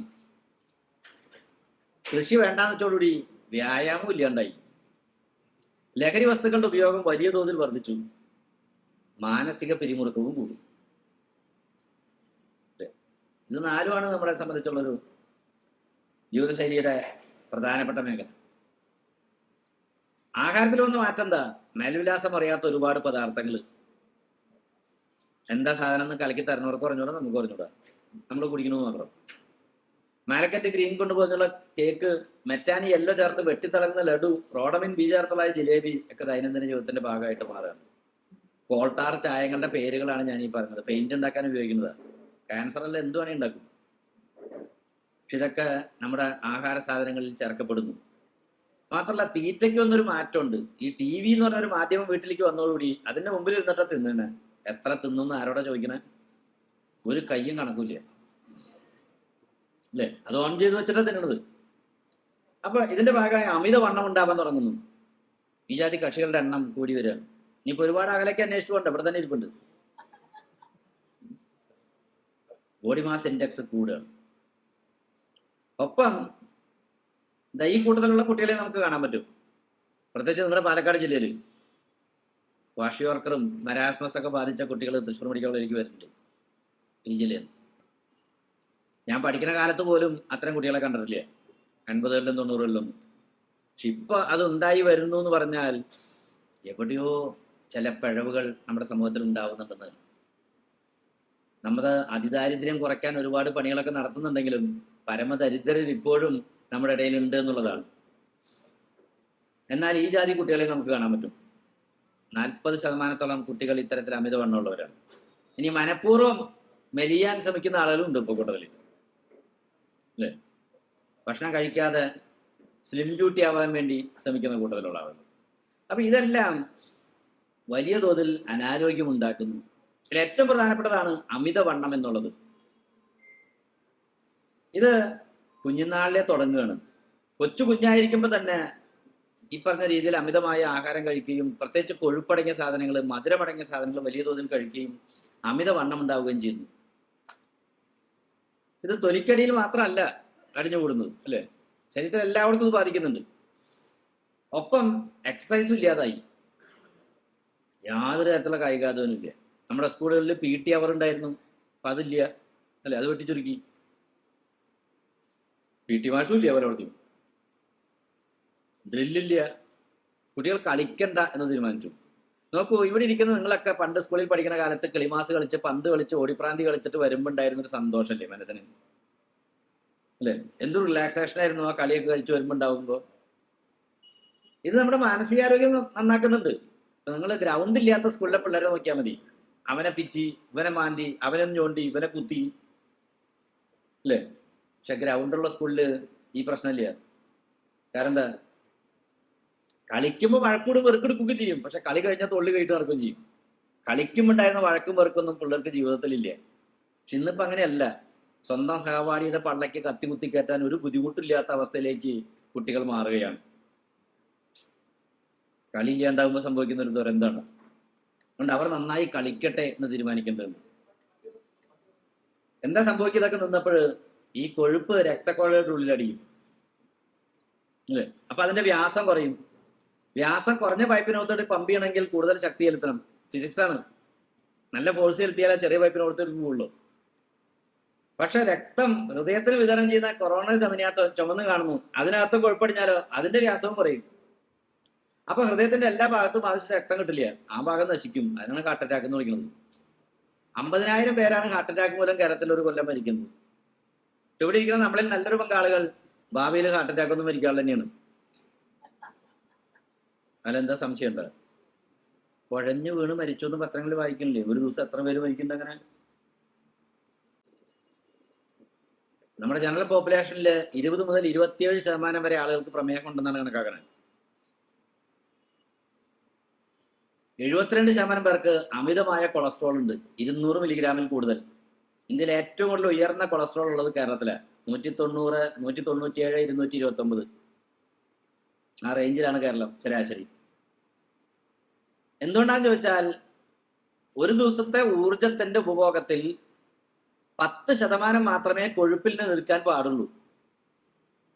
60% അന്നജവും 30% പ്രോട്ടീനും 10% കൊഴുപ്പുമാണ്. പക്ഷെ കേരളീയരുടെ കൊഴുപ്പിൽ നിന്നുള്ള ഊർജത്തിന്റെ അളവ് എന്ന് പറഞ്ഞാൽ 30 മുതൽ 37% വരെ. പ്രോട്ടീന്റെ ഉപയോഗം വളരെ കുറവും കാർബോഹൈഡ്രേറ്റ് അന്നജത്തിന്റെ ഉപയോഗം വളരെ കൂടുതലുമാണ്. പക്ഷെ ആ കൊഴുപ്പിൽ തന്നെ 70% പൂരിത കൊഴുപ്പുള്ള സാച്ചുറേറ്റഡ് ഫാറ്റി ആസിഡ്. നമ്മുടെ വെളിച്ചെണ്ണ സാച്ചുറേറ്റഡ് ഫാറ്റി ആസിഡ്. ഞാൻ വെളിച്ചെണ്ണയ്ക്ക് എതിരൊന്നല്ല, നിങ്ങൾ വെളിച്ചെണ്ണ ഉപയോഗിച്ചോളൂ, എനിക്ക് അതൊരു വിരോധമില്ല. പക്ഷെ ടോട്ടൽ എനർജി ഇൻടേക്കിന്റെ 10% താഴെ വരാൻ പാടുള്ളൂ. 37% കൊഴുപ്പ് ഉപയോഗിക്കുകയും അത് വെളിച്ചെണ്ണയാവുകയും ചെയ്താലോ കൊളസ്ട്രോൾ കൂടും, ഹാർട്ട് അറ്റാക്ക് ഉണ്ടാവും. 40% പേർക്ക് അമിത വണ്ണമുണ്ട്, 41% പേര് യാതൊരു തരത്തിലുള്ള കായികാധ്വാനം ചെയ്യുന്നില്ല. പോരാത്തതിന് 13% പേർക്ക് അനാരോഗ്യകരമായ മദ്യപാനമുണ്ട്. ഇപ്പൊ ഏതാണ് ആരോഗ്യകരമായ മദ്യപാനം എന്ന് ആലോചിക്കണ്ട. ഞാൻ അനാരോഗ്യകരമായ മദ്യപാനം എന്ന് പറയാൻ കാര്യം, ആഴ്ചയിൽ 4 പെഗ് വെച്ചിട്ട് കഴിക്കുന്ന ആളുകൾ, ഒരാഴ്ചയിൽ 4 ദിവസമെങ്കിലും മദ്യം കഴിക്കുന്ന ആളുകളാണ്. റെഗുലറായിട്ട് മദ്യം ഉപയോഗിക്കുന്നവർ 13% പേരുണ്ട്. ഹൃദ്രോഗ മരണങ്ങളിൽ ഏറ്റവും കൂടുതൽ കേരളത്തിലാണ്. 1,352 പുരുഷന്മാരും 128 സ്ത്രീകളും മരിക്കുന്നു എന്നാണ് കണക്ക്. ഒരു കൊല്ലം 60% പുരുഷന്മാരും 40% സ്ത്രീകളും 65 വയസ്സിന് മുമ്പ് തന്നെ തീരുന്നുണ്ട്. നോക്കൂ, വികസിത രാജ്യങ്ങളുടെ 6 ഇരട്ടിയാണ് ഹൃദ്രോഗം കേരളത്തില്, അല്ലെ? ഇന്ത്യയിലെ ഏറ്റവും കൂടുതൽ 50% പേർക്ക് 50 വയസ്സിന് മുമ്പ് തന്നെ ഉണ്ടാവുന്നുണ്ട്. 20% പേർക്ക് 40 വയസ്സിന് താഴെ ഹൃദ്രോഗം ഉണ്ടാവുന്നു. മാത്രമല്ല 40 വയസ്സിന് താഴെ ഹൃദ്രോഗം ഉണ്ടാവുന്നവരുടെ എണ്ണം കഴിഞ്ഞ 20 കൊല്ലം കൊണ്ട് 40 ഇരട്ടി വർദ്ധിച്ചിട്ടുണ്ട്. അതാണ് പ്രശ്നം. പക്ഷെ ഹൃദ്രോഗം ഉണ്ടാകുന്ന ആശുപത്രിയിൽ എത്തുന്ന ആളുകളിൽ 80% പരമദരിദ്രരാണെന്ന് ഓർക്കണം. ഒരു ആൻജിയോഗ്രാം എടുക്കണം എന്ന് പറഞ്ഞാൽ 7,500 രൂപ മുടക്കാനില്ലാതെ സാറെ മരുന്ന് എഴുതി തന്നാൽ മതിയിട്ടാ എന്ന് പറയുന്ന ഇറങ്ങിപ്പോകുന്നവരെ നമ്മൾ കാണാറുണ്ട്. നിർത്തിയില്ല. ഇതാണ് അവസ്ഥ കേരളത്തിന്റെ.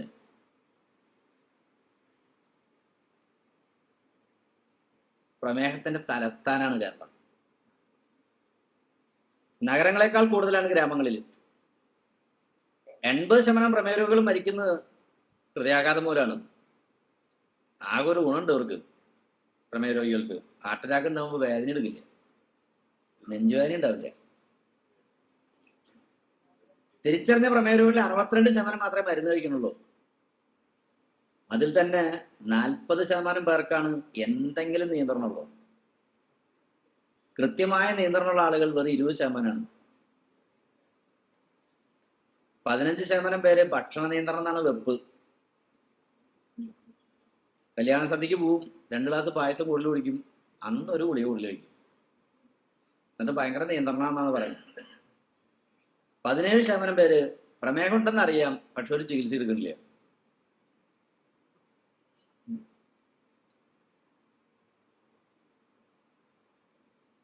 തലച്ചോറിലെ രക്തക്കൊള്ളുകളുടെ ഉള്ളിലും ഇതുപോലെ കൊഴുപ്പടിഞ്ഞു കൂടും.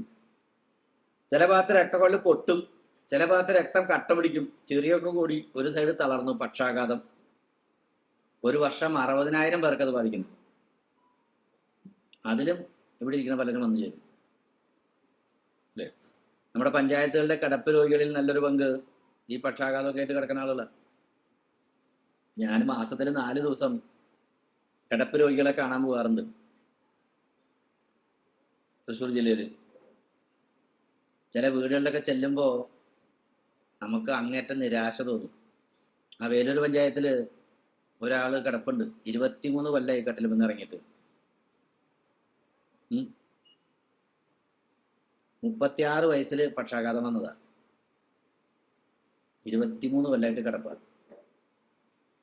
അയാളുടെ ഭാര്യനെ വല്ല പത്മശ്രീ കൊടുത്ത് ആദരിക്കണം എന്നൊക്കെ എനിക്ക് തോന്നി.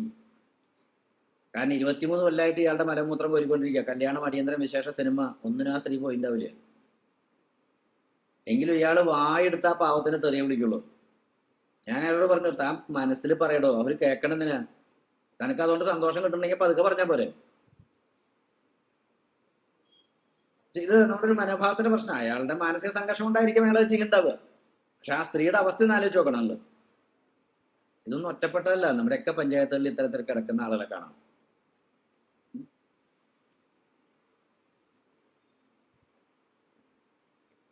ഇനി പ്രമേഹത്തിന് വേറെ കുഴപ്പമുണ്ട്.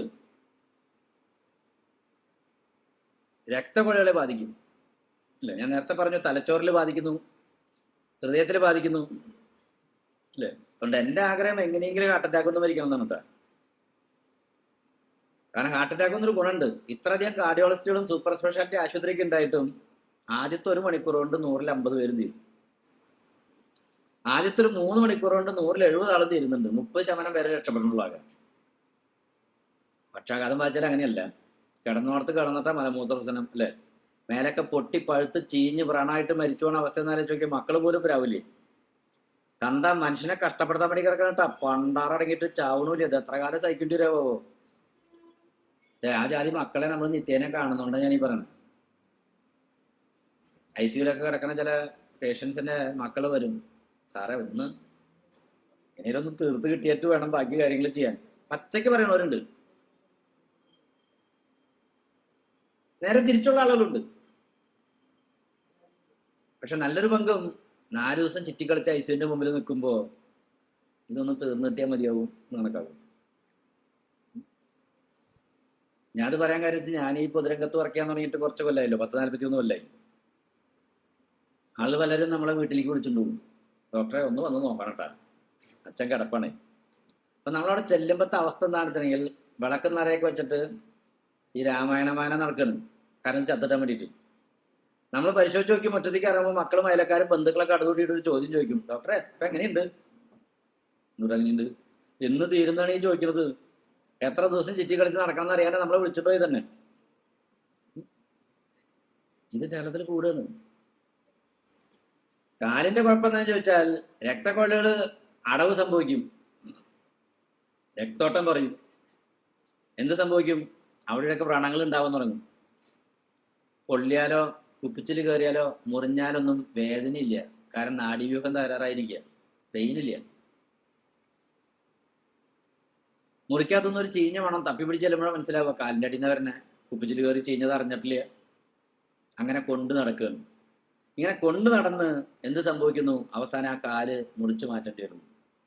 WHO കണക്ക് പറയുന്നത് 16 സെക്കൻഡിൽ ഒരാളുടെ കാല് ഇന്ത്യയിൽ മുറിക്കുന്നു എന്നാണ്. എൻ്റെ ക്ലാസ് കഴിയുമ്പോഴേക്കും എത്ര പേരുടെ കാല് മുറിച്ചിട്ടുണ്ടാവും? ഞാൻ 22 കൊല്ലമായി മെഡിക്കൽ കോളേജിൽ ബോധം കെടുത്തുന്ന വിഭാഗത്തിൽ ജോലി ചെയ്യാൻ തുടങ്ങിയിട്ട്. ഏറ്റവും ചുരുങ്ങിയത് ആഴ്ചയിൽ ഒരാളുടെ കാലെങ്കിലും ഞാൻ മുറിച്ചിട്ടുണ്ടാവും. ഏറ്റവും മിനിമമാണ് ഞാൻ പറയുന്നത്. എല്ലാ നൈറ്റ് ഡ്യൂട്ടി ദിവസവും 1-2 പേരുടെ കാലും മുറിക്കും. പക്ഷെ മാസത്തിൽ 4 നൈറ്റ് ഡ്യൂട്ടിയെങ്കിലും മിനിമം ഉണ്ടാവും. കാരണം രാത്രിയെ കാല് മുറിക്കുക, പകല് ബാക്കി എല്ലാ ഓപ്പറേഷനുകളും കഴിഞ്ഞ്, കാരണം ഇത് ചീഞ്ഞതാണ്, നാറിയിട്ട് എടുക്കാൻ പറ്റില്ല. അപ്പൊ അതിനെ പ്ലാസ്റ്റിക് കൊണ്ട് പൊതിഞ്ഞു വെക്കും. രാത്രി ആവുമ്പോൾ ബാക്കി എല്ലാ ഓപ്പറേഷൻ കഴിഞ്ഞാൽ പിന്നെ കാല് മുറിക്കൽ തുടങ്ങി. നേരം വെളുക്കുമ്പോഴേക്കും 2-3-4 പേരുടെ കാല് മുറിച്ച് കഴിഞ്ഞിട്ടുണ്ടാവും. ഇത് നിസ്സാരമായിട്ട് കരുതരുത്. ഇന്ത്യയിൽ ഒരു 3% ആളുകൾ യാതൊരു തരത്തിലുള്ള ചെരുപ്പ് ഉപയോഗിക്കുന്നില്ല, ബെയർഫുട്ടാണ്. പ്രമേയ രോഗികളിൽ ധാരാളം പേര് ഇത്തരത്തിൽ ചെരുപ്പ് ഉപയോഗിക്കാതെ നടക്കുന്നു. 3% പ്രമേയ രോഗികൾ ചെരുപ്പ് ഉപയോഗിക്കുന്നില്ല. അപ്പോൾ ഇന്ത്യയിൽ മൊത്തത്തിലെടുത്ത 16% ആളുകൾ ചെരുപ്പ് ഉപയോഗിക്കുന്നില്ല എന്നാണ് കണക്ക്. അപ്പൊ ഇതിനെ എങ്ങനെയാണ് നമ്മൾ അഡ്രസ് ചെയ്യേണ്ടത്? എന്താ സംഭവിക്കുന്നത്? ഈ ഡയബറ്റിക് ഫുഡ് ഉണ്ടാകുമ്പോൾ ഇതുപോലെ അവിടെ വ്രണങ്ങൾ ഉണ്ടാവുന്നു. ഈ വ്രണങ്ങൾ ഉണങ്ങാതെ കൊണ്ടു നടക്കുകയാണ്. അവസാനം മുറിച്ചു മാറ്റേണ്ടി വരും. ആദ്യം തള്ളവിരൽ കളഞ്ഞു, പിന്നെ അടുത്ത വിരൽ കഴിഞ്ഞു, പിന്നെ പാദം മുറിച്ചു, അല്ലേ? ഇങ്ങനെ ചീഞ്ഞ് നാറി ഒരവസ്ഥയിലേക്ക് എത്തിപ്പെടും. ഇതുപോലെ ചീഞ്ഞു കഴിഞ്ഞാൽ ആദ്യം 2 വിരല പോവുക, പിന്നെ മൊത്തം ചീഞ്ഞു. ഇതാണ് ഡയബറ്റീസ് ഫുഡ് എന്ന് പറയുന്നത്. അവസാനം അത് മുറിച്ചു മാറ്റുന്നു. ഒഴിവാക്കാൻ പറ്റുമായിരുന്നു, അല്ലേ? പക്ഷെ കേരളത്തിൽ ഇത് ധാരാളമായിട്ടുണ്ടാവുന്നുണ്ട്. പ്രമേഹത്തിന്റെ ഭാഗമായിട്ട് വൃക്ക കേടുവരുന്നു. നോക്കൂ, വൃക്കയ്ക്കകത്ത് ആ കുഴലുകളുടെ നീളം 160 കിലോമീറ്ററാണ്. അതിനകത്താണ് മൂത്രം ഉണ്ടാവണേ.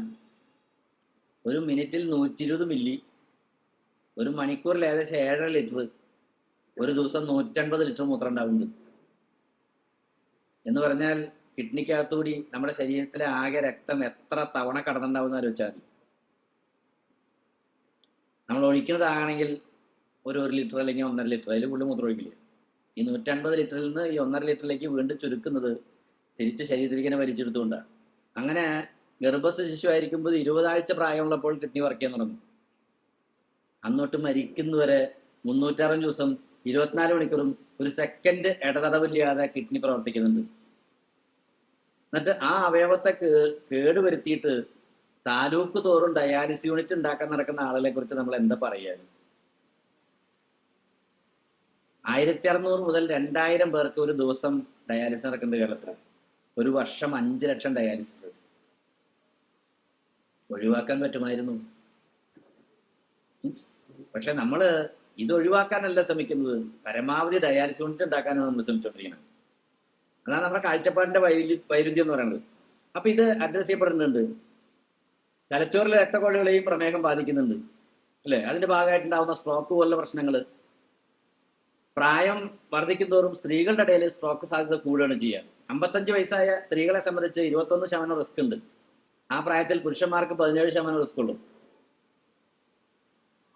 കാരണം ഈസ്ട്രജൻ പ്രൊട്ടക്ഷൻ സ്ത്രീകൾക്ക് നഷ്ടപ്പെടും. അതാണ് പ്രശ്നം. അതുകൊണ്ട്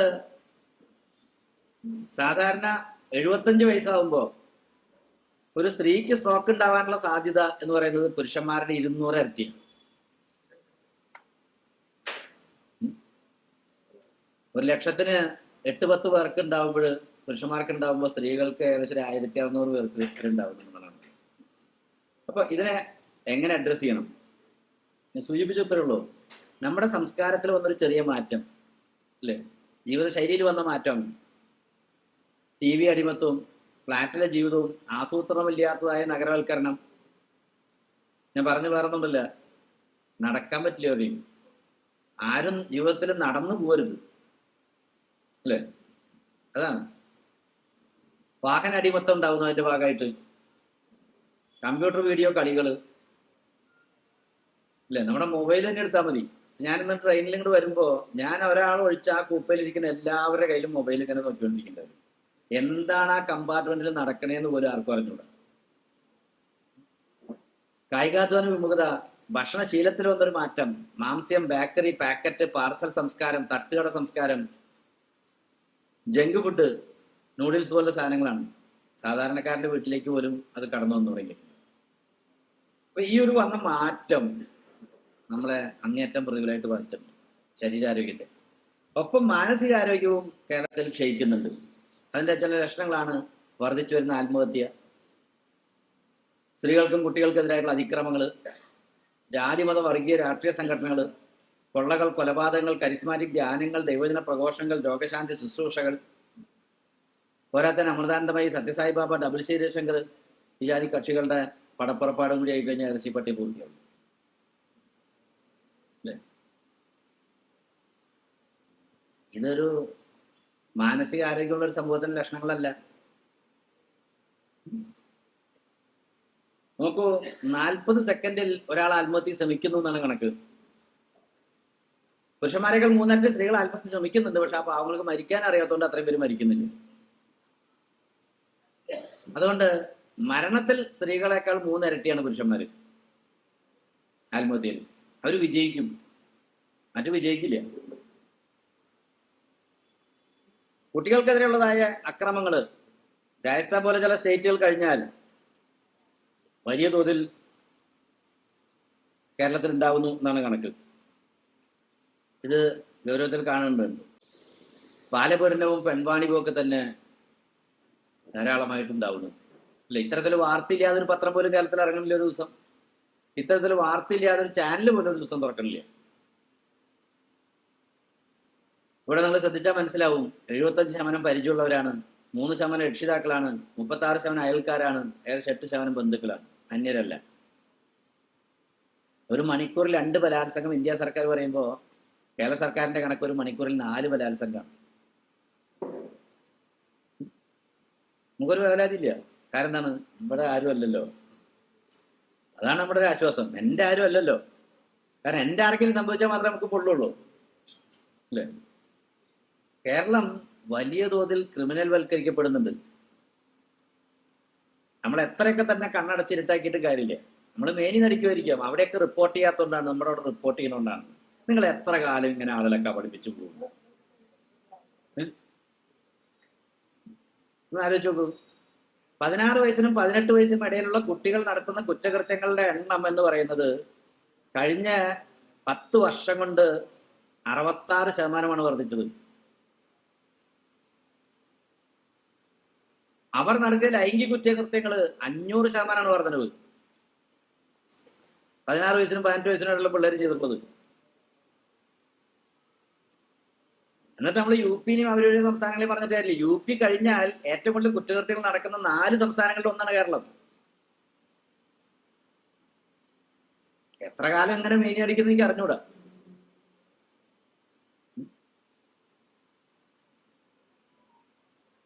അതുകൊണ്ട് നമ്മുടെ കുട്ടികളെ സംബന്ധിച്ച് എനിക്ക് പറയാനുള്ളത്, നമ്മുടെ കുട്ടികൾക്ക് കൗമാര ലൈംഗിക വിദ്യാഭ്യാസം അതിശക്തമായിട്ട് കൊടുക്കേണ്ട കാലം കഴിഞ്ഞു.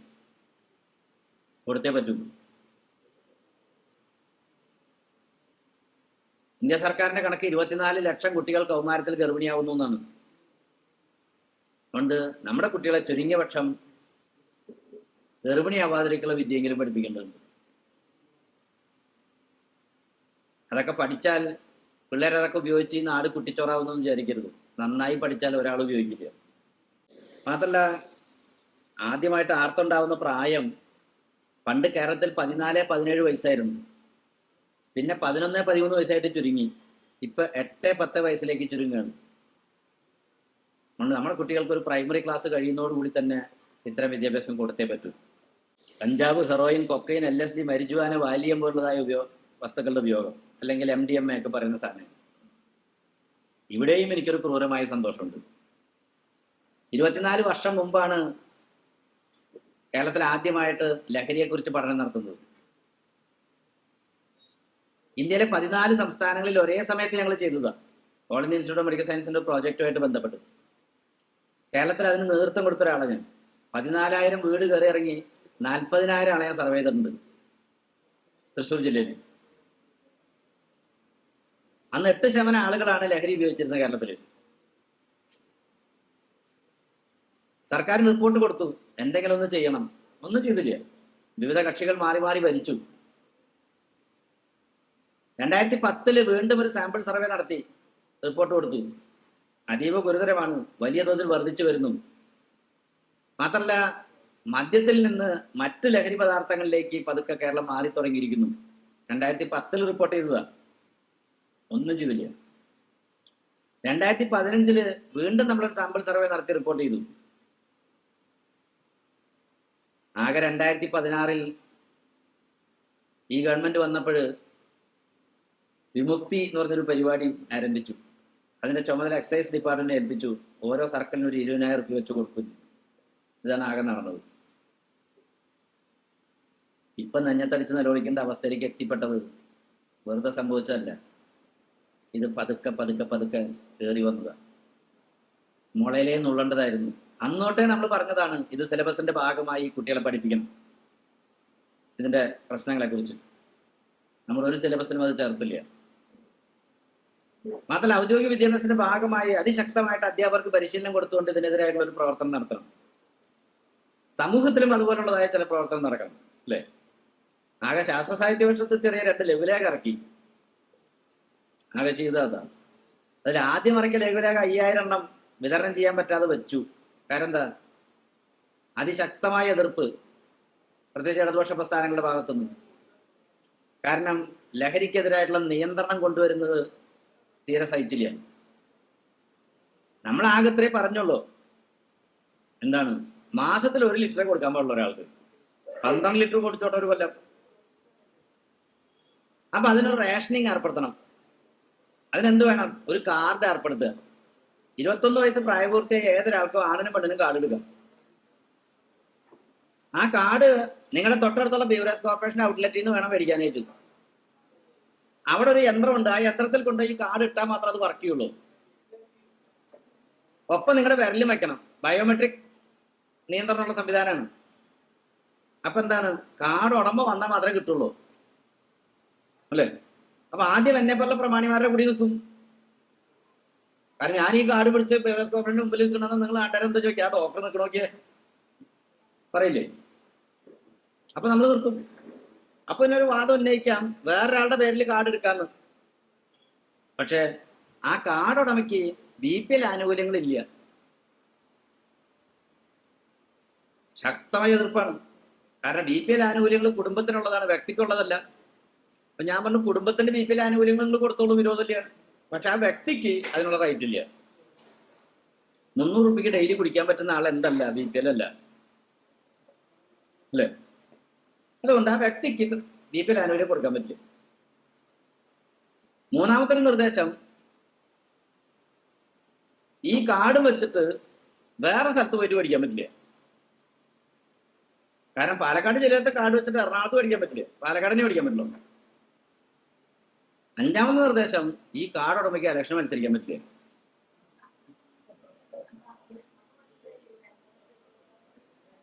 ഉം. ശക്തമായ എതിർപ്പായിരുന്നു. 5000 ലഘുലേഖ അടിച്ചിട്ട് വിതരണം ചെയ്യാൻ പറ്റിയില്ല. എന്നാലോചിച്ചോക്കെ സ്ഥിതി. പിന്നെ നമ്മള് വേറെ പണി ചെയ്തു. ഇതൊക്കെ മാറ്റിയൊരു 5000 ലഘുലേഖ അടിച്ചു. ഈ 2,5000 കൂടി കൂട്ടിച്ചേർത്ത് 10,000 രൂപ വിതരണം ചെയ്തു. ഇത് പറഞ്ഞെന്തുകൊണ്ടാന്ന് ചോദിച്ചാൽ, ഈ മേഖലയിൽ പ്രവർത്തിച്ചിട്ടുള്ള അനുഭവത്തിൽ നിന്ന് കേരളത്തിൽ ഒരു രാഷ്ട്രീയ പ്രസ്ഥാനം മദ്യത്തിന് അനുകൂലമാണെന്ന് ഞാൻ വിശ്വസിക്കുന്നില്ല. പക്ഷെ കേരളത്തിലൊരു രാഷ്ട്രീയ പ്രസ്ഥാനം മദ്യത്തിനെതിരായി എന്തെങ്കിലും ചെയ്യുമെന്ന് ഞാൻ പ്രതീക്ഷിക്കുന്നില്ല. അതാണ് പ്രശ്നം. ഞങ്ങളുടെ ജില്ലയില് ഒരു MLA സ്വന്തം മകളുടെ വിവാഹത്തിന് 25,000 റുപ്യ കിസ്ത് അടച്ച് 3 ദിവസമാണ് മദ്യം വിളമ്പിയത്. നമ്മുടെ MLA ക്വാർട്ടേഴ്സിലൊക്കെ ചെന്നാൽ മൂക്കറ്റം കുടിച്ചു കിടക്കുന്ന ആളിലും കാണുന്നുണ്ട്. അതുകൊണ്ട് തന്നെയാണ് അവരെ എതിർക്കണത്. അതുകൊണ്ടല്ല, ഇത് പറയണോണ്ടും വിഷമം വിചാരിച്ചിട്ട് കാര്യമില്ല. കാരണം ഇതിന്റെ ഉപയോഗങ്ങൾ ഇന്ന് വലിയ തോതിൽ വർദ്ധിച്ചു വരുന്നു എന്നുള്ളത്. ഇത് എങ്ങനെയാണ് നമ്മൾ അഡ്രസ് ചെയ്യുക? അത് അവരുടെ ശരീരാരോഗ്യത്തെ മാത്രമല്ല, മാനസികാരോഗ്യത്തെ, അല്ലെ, നാഡീവ്യൂഹത്തെ, തലച്ചോറിനെയൊക്കെ നശിപ്പിക്കുന്നു. ആകെ അരി മേടിക്കാൻ ആകെ 3000 കോടി രൂപയാണ് ചെലവെങ്കിൽ 7,500 കോടി രൂപയുടെ മദ്യം ബിവറേജ് കോർപ്പറേഷന് മാത്രം വിറ്റ് പോകുന്നുണ്ട്. തോമസ് ഐസക് തന്ന കണക്കാണ് 7,500 കോടി രൂപ അന്നത്തെ. ഏകദേശം 4000-ഓളം കള്ളുഷാപ്പിലെ കണക്കും മാഹിന്ന് കടത്തിക്കൊണ്ടുവരുന്നു. പട്ടാളക്കാമിൽ നിന്ന് കിട്ടുന്നത് കൂടി ചേർത്താൽ 15,000 കോടി രൂപയുടെ മദ്യം. പാലക്കാട് ജില്ലയിലത്തെ ഒരു പഞ്ചായത്ത് ഒരു വർഷം 2.5 കോടി രൂപ വികസന പ്രക്രിയക്ക് ചെലവാക്കുമ്പോൾ ആ പഞ്ചായത്തിലെ ജനങ്ങൾ 8 കോടി രൂപയുടെ മദ്യം കുടിച്ചു തീർക്കുന്നുണ്ട്. സമസ്ത മേഖലകളെയും അത് ബാധിക്കുന്നു എന്നുള്ളതാണ് സ്ഥിതി. കുടുംബകലഹങ്ങൾ, വാഹനാപകടങ്ങൾ, കൊലപാതകങ്ങൾ, വധശ്രമങ്ങൾ, മുങ്ങിമരണങ്ങൾ, ശിശുപീഡനങ്ങൾ, ബലാത്സംഗങ്ങൾ, അക്രമങ്ങൾ, ആത്മഹത്യകൾക്കെല്ലാം മദ്യം കാരണമാണ്. ഇതിനെങ്ങനെയാണ് നമുക്ക് നോക്കിക്കാണാൻ പറ്റുക? അതിശക്തമായൊരു പ്രവർത്തനം ഈ മേഖലയിൽ ശാസ്ത്ര സാഹിത്യ പരിഷത്തിന് ഏറ്റെടുക്കാൻ പറ്റും. ഇല്ലെങ്കിൽ വലിയൊരു സാംസ്കാരിക തകർച്ചയിലേക്കാണ് നമ്മുടെ കേരളം പോകുന്നത്. കഴിഞ്ഞ ദിവസം എൻ്റെ മകള് All India Institute of Medical സയൻസിലാണ് പഠിക്കുന്നത്. അവരുടെ പരീക്ഷ, ഫൈനൽ ഇയർ പരീക്ഷ കഴിഞ്ഞു. കുട്ടികളെല്ലാവരും കൂടി ടൂറ് പോകുന്നു ചിരാല എന്ന് പറയുന്ന ഒരു ബീച്ചിലേക്ക്. അപ്പൊ അവൾ എൻ്റെ അടുത്ത് ചോദിച്ചു, ഞാൻ പോണോ വേണ്ടേ? ഞാൻ പറഞ്ഞു, നിന്റെ ഇഷ്ടം, നിനക്ക് വേണമെങ്കിൽ പോവാം, പോവാണ്ടിരിക്കാം, പക്ഷെ എനിക്ക് താല്പര്യമില്ല. എന്തുകൊണ്ടാന്ന് ചോദിച്ചാൽ, 3 പെൺകുട്ടികളും 2 ആൺകുട്ടികളും ഒഴിച്ചാൽ ബാക്കി എല്ലാവരും മൂക്കറ്റം കുടിക്കും. രാത്രി 10 മണി വരെ ബീച്ചിൽ മൂക്കറ്റം കുടിച്ചിട്ട് ഏതെങ്കിലും ഒരെണ്ണം മുങ്ങിപ്പോവുകയോ ഒഴിച്ചു പോവുകയോ ചെയ്താൽ ആരോട് പറയും? അവിടെ പോയിട്ട് ഡോക്ടർമാര് സ്വിമ്മിംഗ് പൂളിൽ മുങ്ങുന്നതും കടലിൽ മുങ്ങുന്നതിന്റെ വീഡിയോ എൻ്റെ കയ്യിൽ കിടക്കുന്നുണ്ട്. നിങ്ങൾ കണ്ട അന്തം വിട്ടു പോകും. വെള്ളടിച്ച് പോതലുണ്ട്. അപ്പൊ ഈ ഒരു അവസ്ഥ ഇന്ന് ഒറ്റപ്പെട്ടൊന്നല്ല. നമ്മുടെ നാട്ടിൽ ഇതൊക്കെ, നമ്മുടെ മെഡിക്കൽ കോളേജിലൊക്കെ ഇഷ്ടംപോലെ ഉണ്ട് ഇത്. അപ്പൊ ഈ ഒരു സിറ്റുവേഷനിലേക്ക് എത്തി വരുന്നു എന്നുള്ളത് ഓരോരുത്തർ കാണുന്നുണ്ട്. ഇതിന്റെ ഭാഗമായിട്ടുള്ള ലഹരിയുടെ ഉപയോഗം കുറച്ചൊന്നുമില്ല. ഈ ലഹരി ചിലതൊക്കെ ഉപയോഗിക്കും. ഞാനൊക്കെ ബോധം കെടുത്തുന്ന ഭാഗത്തിൽ ഉപയോഗിക്കുന്ന ചില സാധനങ്ങളുണ്ട്. അത് ജ്യൂസിലോ ഭക്ഷണത്തിലൊക്കെ കലക്കി കൊടുത്താൽ ആ പെൺകുട്ടി വളരെ ആവേശത്തോടു കൂടി ലൈംഗിക ബന്ധത്തിൽ ഏർപ്പെടും, വളരെ ആക്റ്റീവായിട്ട്. ജീവിതത്തിൽ ഒരിക്കൽ പോലും പിന്നെ അത് ഓർക്കാൻ പറ്റില്ല. അഥവാ ഗർഭിണിയായാൽ ഗർഭിണിയായി എന്ന് മനസ്സിലാവും. ആരായിട്ടാണ് ബന്ധപ്പെട്ടത്, എന്നാണ് സംഭവിച്ചതിനെ കുറിച്ച് കൃത്യമായ ഒരു വിവരം ഉണ്ടാവില്ല. കാരണം ആ പെൺകുട്ടിയുടെ മൊഴിയില്ല. അതാണ് നമ്മൾ ഉപയോഗിക്കുന്ന സാധനങ്ങളുണ്ട്. ഇതൊക്കെ വളരെ സുലഭമാണ്. ടാബ്ലറ്റ് ആയിട്ടും ഇഞ്ചക്ഷൻ ആയിട്ടും മാർക്കറ്റിൽ ഇഷ്ടംപോലെ ഉണ്ട്. അപ്പൊ അതിനെതിരായ ഒരു വലിയ പ്രവർത്തനം കേരളത്തിൽ ആവശ്യമുണ്ട്. കേരളത്തിലെ വലിയൊരു ആരോഗ്യ പ്രശ്നമായിട്ടൊന്ന് മാറിക്കൊണ്ടിരിക്കുന്നത്. ഒപ്പം പ്രായമായവരുടെ എണ്ണം കൂടുകയാണ്. നമ്മുടെ പഞ്ചായത്തിൽ 5 വയസ്സിന് താഴെയുള്ള ആളുകൾ ആകെ 5% ഉള്ളൂ. അവർക്ക് വേണ്ടി ഒരുപാട് പദ്ധതികളുണ്ട്, അല്ലേ? ICDSന്റെയും അതിൻ്റെയൊക്കെ ആയിട്ട് ഇഷ്ടംപോലെ പ്രോജക്റ്റുകളാണ് 5 വയസ്സിന് താഴെയുള്ള കുട്ടികൾക്ക് വേണ്ടിയിട്ട്. പക്ഷെ നമ്മുടെ പഞ്ചായത്തിൽ 20% വരുന്ന, തൃശ്ശൂരിൽ നിന്ന് വടക്കോട്ട് 18%, തൃശ്ശൂരിൽ നിന്ന് തെക്കോട്ട് 23% 60 വയസ്സിന് മീതിയുള്ള ആളുകളാണ്. അവർക്ക് വേണ്ടിയുള്ള പദ്ധതികൾ വളരെ വിരളമാണ്. ഇപ്പൊ നിങ്ങളുടെ പഞ്ചായത്തിലാണെങ്കിൽ ആകെ പഞ്ചായത്തുകൾ ചെലവാക്കുന്ന കാശ് എന്താണ്? നിങ്ങളെ നമ്മുടെ വണ്ടാഴി ഇങ്ങനെ ആ മേഖലയിലൂടെയൊക്കെ സഞ്ചരിക്കുമ്പോൾ കാണാൻ പറ്റും, എല്ലാ ബസ് സ്റ്റോപ്പും എഴുതി വെച്ചിട്ടുണ്ട് വൃദ്ധ വിശ്രമ കേന്ദ്രം. അപ്പൊ നമുക്ക് വീട്ടിലിരിക്കാൻ നിർത്തിയില്ല, എന്നാൽ പിന്നെ ബസ് സ്റ്റോപ്പിൽ വന്നിരുന്നോട്ടെ എന്ന് വിചാരിച്ചിടണമെന്നുണ്ട് അല്ലെ. പണം ചെലവ് ചെയ്യാനുള്ള ഒരു മാർഗമാണ് ഞാൻ ഈ പറഞ്ഞത്. ഇതും ഓരോരുത്തർ കാണേണ്ടതുണ്ട്. കാരണം ഒരുപാട് സാധ്യതകളുള്ളതും ഉപയോഗപ്പെടുത്തേണ്ടതായ ഒരു മേഖലയാണ് പ്രായമായവരുടെ ഇഷ്യൂസ്. വിധവകളുടെ എണ്ണം കൂടുകയാണ്. നോക്കൂ, 60-64 വയസ്സ് പ്രായമുള്ളവരിൽ 10% ആളുകളാണ് ഭാര്യമാരില്ലാത്തവരുള്ളൂ. പക്ഷെ ഭർത്താക്കന്മാരില്ലാത്ത സ്ത്രീകളുടെ എണ്ണം 40%. കാരണം നമ്മൾ ആണുങ്ങൾ കുറച്ച് നേരത്തെ തട്ടിപ്പോകും. കയ്യിലിരിപ്പിന്റെ ഗുണം കൊണ്ടാണ്. ഒറ്റപ്പെട്ട് ജീവിക്കേണ്ടി വരുന്ന സ്ത്രീകളെ നമ്മൾ പല വീടുകളിലും കാണാൻ പറ്റും അല്ലേ. പുറത്തേക്ക് നോക്കി ജനലഴിയിൽ ഇങ്ങനെ പിടിച്ചു നിൽക്കുന്ന എത്രയോ ഒറ്റപ്പെട്ട സ്ത്രീകളെ നമുക്ക് കാണാൻ. അന്നൊന്നും തന്നത്തിന് വേണ്ടി അധ്വാനിക്കേണ്ടി വരുന്ന ആളുകൾ 85 വയസ്സ് കഴിഞ്ഞിട്ട് ആ സ്ത്രീക്ക് ഇപ്പോഴും മാർക്കറ്റിൽ പോയി സാധനങ്ങൾ വിറ്റ് ജീവിക്കേണ്ട 90 വയസ്സായിട്ടുണ്ടാകും. ഈ ഗതികളിലേക്ക് എത്തിപ്പെടുകയാണ്. അപ്പൊ ഇതിനെ കേരളത്തിലൊരു ആരോഗ്യ പ്രശ്നമായിട്ട് കാണുന്നത് നമ്മുടെ ജീവിതശൈലിയായിട്ട് ബന്ധപ്പെട്ട് വന്നൊരു ഇഷ്യൂ തന്നെയാണ്. ഒപ്പം മറ്റൊരു മേഖല റോഡ് ട്രാഫിക് ആക്സിഡന്റ് ആണ്. 12 ലക്ഷം ആളുകൾ ഒരു വർഷം റോട്ടിൽ കൊല്ലപ്പെടുന്ന ലോകത്ത്. 50 ലക്ഷം അധികം ആളുകൾക്ക് ഗുരുതരമായ പരിക്ക് പറ്റുന്നുണ്ട്. കേരളത്തെ സംബന്ധിച്ചാൽ 4500 പേര് കേരളത്തിലെ റോഡുകളിൽ കൊല്ലപ്പെടണമെന്നുള്ള വിഷമം കൊണ്ടൊന്നല്ല ഞാൻ ഈ പറഞ്ഞു. ശവം കാഷ്വാലിറ്റി ഒന്ന് തിരിച്ചു വീട്ടിപ്പോളും, ഓപ്പറേഷൻ തിയേറ്ററിലേക്ക് വരില്ല. കൈ കാലൊടിഞ്ഞും തലപൊളിഞ്ഞും ജീവോത്സവങ്ങളായിട്ട് മരിച്ചവരുടെ അസൂയപ്പെട്ട് തിയേറ്ററിലേക്ക് കയറി വരുന്നവരെ നിത്യേന കാണുന്ന ഒരാളായി. 3-4 സ്റ്റേജ് ഓപ്പറേഷൻ കഴിഞ്ഞിട്ട് മിനിറ്റ് നടക്കാൻ പറ്റാതെ നമ്മുടെ മുമ്പിൽ ഇരുന്ന് കരയുന്ന ആളുകൾ. സാറേ, അന്ന് തീർന്നാൽ മതിയായിരുന്നു, ഒഴിവാക്കാൻ പറ്റുമായിരുന്നു ഇത് അല്ലേ. എന്താ യഥാർത്ഥ പ്രശ്നം? അമിത വേഗതയാണ്. 90% ആക്സിഡന്റ് ഉത്തരവാദി ഡ്രൈവറാണ്, വേറെ ആരുമില്ല. ഈ 4-5 വീതിയുള്ള ബൈക്കിന്റെ ചക്രത്തിൽ ആകെ പോകാൻ പറ്റുന്നത് 50 കിലോമീറ്റർ മണിക്കൂറിൽ. അത് 90-ലും 100-ലും ഓടിച്ചിട്ടുണ്ട്, അതിനെ അപകടം വിളിക്കാൻ പറ്റില്ല, തോന്നിയാത്തതുകൊണ്ട് ഉണ്ടായത്. കാറിന് സാധാരണ റോഡിൽ 70 കിലോമീറ്റർ വേദന വെച്ചിട്ടുള്ളൂ, അത് 140 ഓടിച്ചിട്ടുണ്ട്, അതിനെ അപകടം വിളിക്കാം, തോന്നിയാത്തതുകൊണ്ട് ഉണ്ടായത്. അപ്പൊ അത് നിയന്ത്രിക്കുന്നുണ്ട്. പക്ഷെ നമ്മളൊരു കാര്യം മനസ്സിലാക്കണം, വാഹനം വർദ്ധിക്കുന്നതനുസരിച്ച് റോഡ് വികസിപ്പിക്കാൻ പറ്റില്ല. അപ്പൊ എന്ത് വേണം? വാഹനത്തിന് നിയന്ത്രണം ഏർപ്പെടുത്തണം. അതാ പരിഹാര മാർഗം. അപ്പൊ എന്ത് വേണം? പബ്ലിക് ട്രാൻസ്പോർട്ട് സിസ്റ്റം മെച്ചപ്പെടുത്തുക എന്നുള്ളതാണ്. നമ്മുടെ ഇഷ്യൂ എന്താണ്? കവലകളിലെ ജംഗ്ഷനുകളിലെ തിരക്കാണ് അല്ലേ. ഈ തിരക്കാണ് പ്രശ്നം. അപ്പൊ ഈ തിരക്ക് കുറയ്ക്കുക എന്നുള്ളതാണ് നമുക്ക് ചെയ്യാൻ പറ്റുക. അല്ലാണ്ട് റോഡിന്റെ ഇഷ്യൂവിനേക്കാൾ ഏറ്റവും കൂടുതൽ സംഭവിക്കുന്നത് എന്താണ്? വാഹനത്തിന് തിരക്കാണ്. റോഡിന്റെ ഇഷ്യൂ ഉണ്ടില്ല എന്ന് പറയുന്നില്ല. പക്ഷെ റോഡ് ടാർ ചെയ്യുമ്പോൾ നമ്മൾ എന്താ ചെയ്യണം? 2 അറ്റം വരെ ടാർ ചെയ്യും, ഇനി പിന്നെ അതിന്റെ അപ്പുറത്തേക്ക് ഇല്ല, എന്നിട്ട് വെള്ള വരെ വരച്ചു കൊടുക്കും. അപ്പൊ ആളുകൾ എങ്ങനെ നടക്കുക? ഈ 2 വെള്ള വരയ്ക്ക് ഇടയിലുള്ള സ്ഥലം മുഴുവൻ എൻ്റെ ആണെന്നാണ് വാഹനം ഓടിക്കുന്ന ആളുടെ നിലപാട്. നോക്കൂ, 2.5 ലക്ഷം ആളുകൾ ഒരു വാഹനത്തിലും സഞ്ചരിക്കാതെ റോഡിലൂടെ നടന്നിട്ടാണ് വണ്ടി ഇടിച്ച് മരിക്കുന്നത്. ഒരു വാഹനത്തിൽ സഞ്ചരിച്ചല്ലേ. അപ്പൊ ഇത് ഒഴിവാക്കാൻ പറ്റുന്ന ഒരു പ്രവർത്തനം നടക്കേണ്ടതുണ്ട്. പക്ഷെ അതിന് പകരം നമ്മളിപ്പോ എന്താ ചെയ്തുകൊണ്ടിരിക്കുന്നത് വെച്ചാൽ, എല്ലാ താലൂക്ക് തോറും ട്രോമാ കെയർ ആശുപത്രി ഉണ്ടാവുക. ആളുകളുടെ വീണ് കിട്ടട്ടെ, നമുക്ക് ആശുപത്രി ഉണ്ടാക്കിയാൽ മതിയല്ലോ അപ്പുറത്ത്. രണ്ട് ആക്സിഡന്റ് കുറയ്ക്കുക എന്നുള്ളതല്ല നമ്മുടെ ലക്ഷ്യമായിട്ട് മാറുന്നത്. അത് മാറേണ്ടതുണ്ട്. അത് മാറണമെങ്കിൽ എന്ത് വേണം? പബ്ലിക് ട്രാൻസ്പോർട്ട് സിസ്റ്റത്തെ മെച്ചപ്പെടുത്തുക എന്നുള്ളതാണ് ചെയ്യാൻ പറ്റുക. അല്ലാതെ വേറെ മാർഗമൊന്നുമില്ല അല്ലേ. ഒപ്പം കൃത്യമായ വിദ്യാഭ്യാസം ഡ്രൈവർമാർക്ക് കൊടുക്കേണ്ടതുണ്ട്. ഹൈസ്പീഡ് ഡ്രൈവിംഗ് ആണ് പ്രധാനപ്പെട്ട, റാഷ് ഡ്രൈവിംഗ്. അതിൽ തന്നെ ഒരു 70% ആളുകൾ ലഹരി ഉപയോഗിച്ചിട്ടുണ്ടായിരുന്നു, മദ്യപിച്ചിട്ടുണ്ടായിരുന്നു. എന്താ മദ്യപിക്കുമ്പോഴൊരു കുഴപ്പം? നിങ്ങളൊരു 60 കിലോമീറ്റർ വേഗതയിൽ പോകുന്ന വണ്ടിയാണെന്ന് വിചാരിച്ചോളൂ. ഒരു സെക്കൻഡിൽ 17 മീറ്റർ സഞ്ചരിക്കുന്നു. ഒരു സെക്കൻഡിൽ ആക്സിലേറ്ററിൽ ഇരിക്കുന്ന കാല് ബ്രേക്കിലേക്ക് എത്താൻ 0.5 സെക്കൻഡ് എടുക്കും. ഏറ്റവും മിനിമം ഞാൻ പറഞ്ഞത് 0.5 സെക്കൻഡ് മുതൽ 1 സെക്കൻഡ് 1.5 സെക്കൻഡ് വരെ വരുന്നതാണ് കണക്കാക്കുന്നത്. അപ്പൊ 0.5 സെക്കൻഡ് എന്ന് പറഞ്ഞാൽ നിങ്ങൾ 8 മീറ്റർ അപ്പേക്ക് പോയിട്ടുണ്ടാവും അല്ലേ.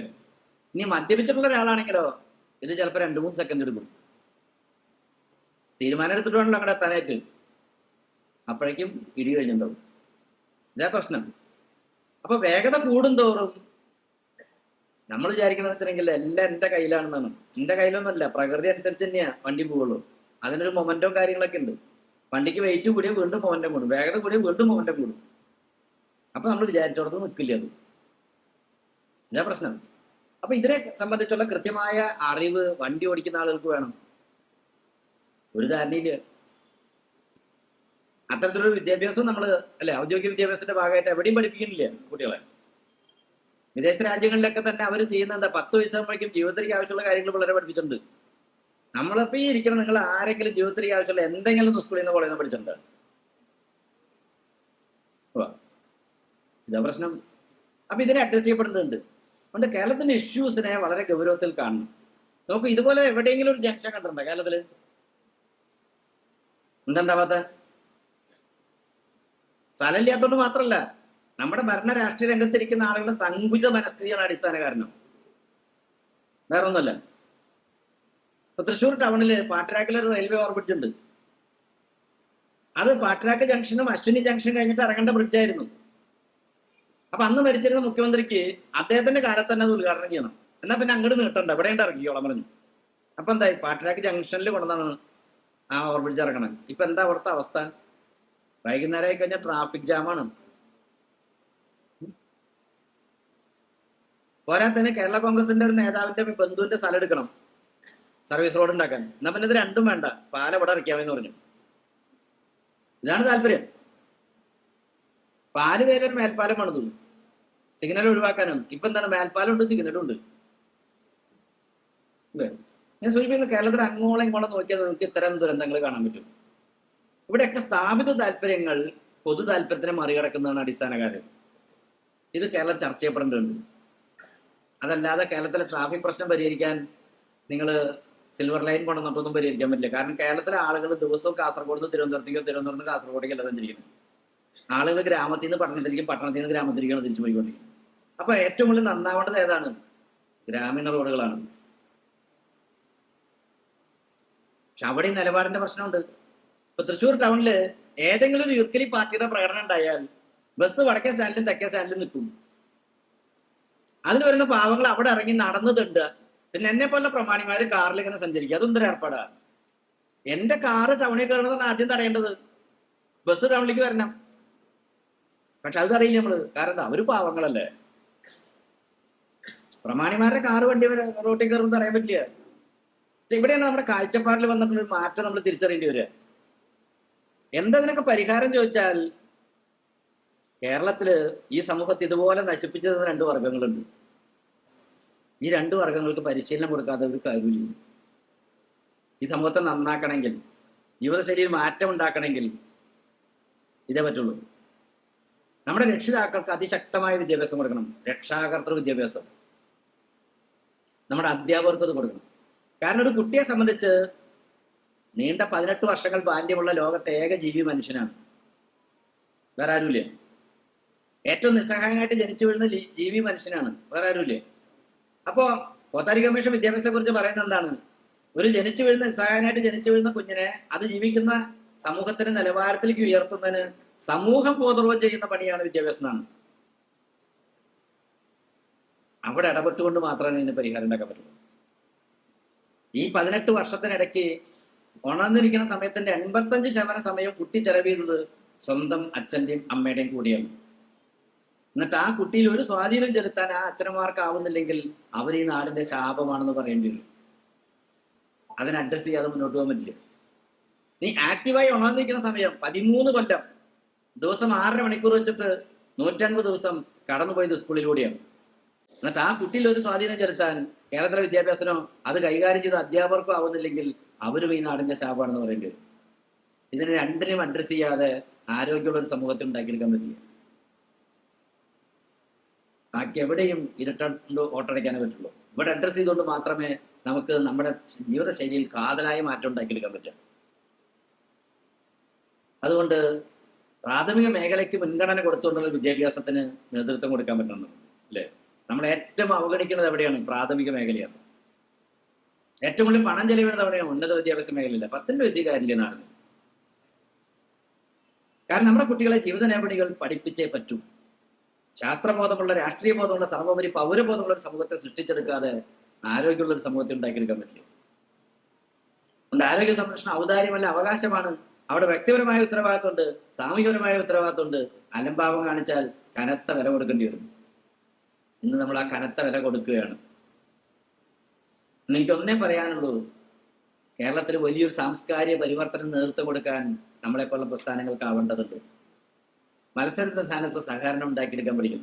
നമ്മുടെ കുട്ടികൾക്ക് ആവശ്യം ആദ്യം തമ്മിൽ തിരിച്ചറിയാൻ വേണ്ട വിവേകം ഉണ്ടാക്കി കൊടുക്കാനെങ്കിലും പറ്റണം. അത്രയെങ്കിലും ചെയ്യാൻ കഴിഞ്ഞില്ലെങ്കിൽ പലതും തിരിച്ചു പിടിക്കാൻ പറ്റാത്തത്ര വേഗതയിൽ മാറിക്കൊണ്ടിരിക്കുക.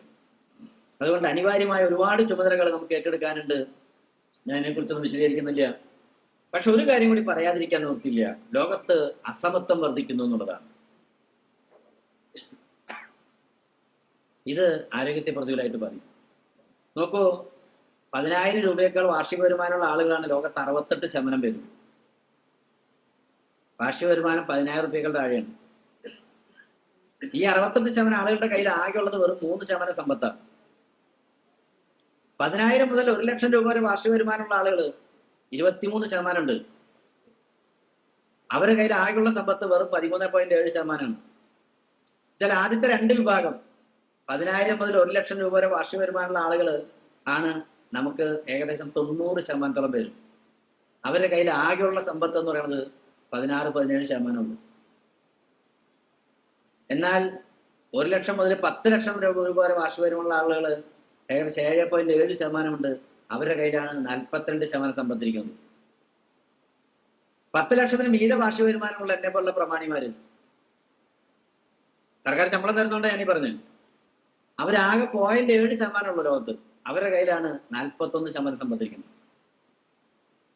അവസാനം പറഞ്ഞ 2 വിഭാഗങ്ങള് അല്ലെ, 7.7 പ്ലസ് 0.7 8.4% ജനങ്ങളുടെ കയ്യിലാണ് 83% സമ്പത്തുള്ളത്. ഇത്തരത്തിൽ അസമത്വം ഉണ്ടായിക്കൊണ്ടിരിക്കുന്ന ലോകത്ത് എന്ത് ആരോഗ്യത്തെ കുറിച്ച് നമ്മൾ ഈ പറയണത്? ഇതിൽ നിന്ന് വ്യത്യസ്തമല്ല ഇന്ത്യയും കേരളവും. കൊണ്ട് എന്താ നമുക്ക് ചെയ്യാൻ പറ്റാന്ന് വെച്ചാൽ, ഇത്തരത്തിലുള്ള ആശയങ്ങളുടെ പ്രചാരണം, കൂട്ടായ്മകൾ ഉണ്ടാക്കുക, പരസ്പര സഹകരണം ഉണ്ടാക്കുക, ഒരുപാട് കാര്യങ്ങൾ നമുക്ക് ചെയ്യാൻ പറ്റും. പ്രാദേശികമായിട്ടുള്ള ഇടപെടൽ, ഗാർഹികമായ ഇടപെടലുകൾ അല്ലേ. അതുകൊണ്ടാണ് നമ്മൾ 1000 ക്ലാസ്സുകൾ പ്രാദേശിക തലത്തിലേക്ക് ഇറക്കിക്കൊണ്ടുവരാൻ ശ്രമിക്കുന്നത്. ഓരോ വീട്ടുമുറ്റത്തും ഇത്തരത്തിലുള്ള കാര്യങ്ങൾ ചർച്ച ചെയ്യുക എന്നുള്ളതാണ്. ഞാൻ അവസാനിപ്പിക്കുകയാണ്, തുടങ്ങിയോടത്തേക്ക് എത്തുകയാണ്. ഉൽപാദന ബന്ധങ്ങൾ, രാഷ്ട്രീയ ഭരണ നിയമവ്യവസ്ഥ, അവരുടെ നയങ്ങൾ, അവരുടെ കാഴ്ചപ്പാടുകൾ ആരോഗ്യത്തെ സ്വാധീനിക്കും. ആരോഗ്യം വ്യക്തിയാധിഷ്ഠിതമല്ല, സാമൂഹ്യാധിഷ്ഠിതമാണ്. അത് അനുകൂല സാഹചര്യത്തിലേ കൈവരിക്കാൻ പറ്റുള്ളൂ. അനുകൂല സാഹചര്യം തനിയെ ഉണ്ടാവില്ല, സൃഷ്ടിക്കുക തന്നെ വേണം. അതുകൊണ്ട് 10,000 വെറും ചക്കി കുത്തും, അമ്മ വയ്ക്കും, ഞാൻ ഉണ്ണുമെന്ന് വിചാരിച്ചാൽ നടക്കില്ല. അതിൽ ഇടപെടുക തന്നെ വേണം.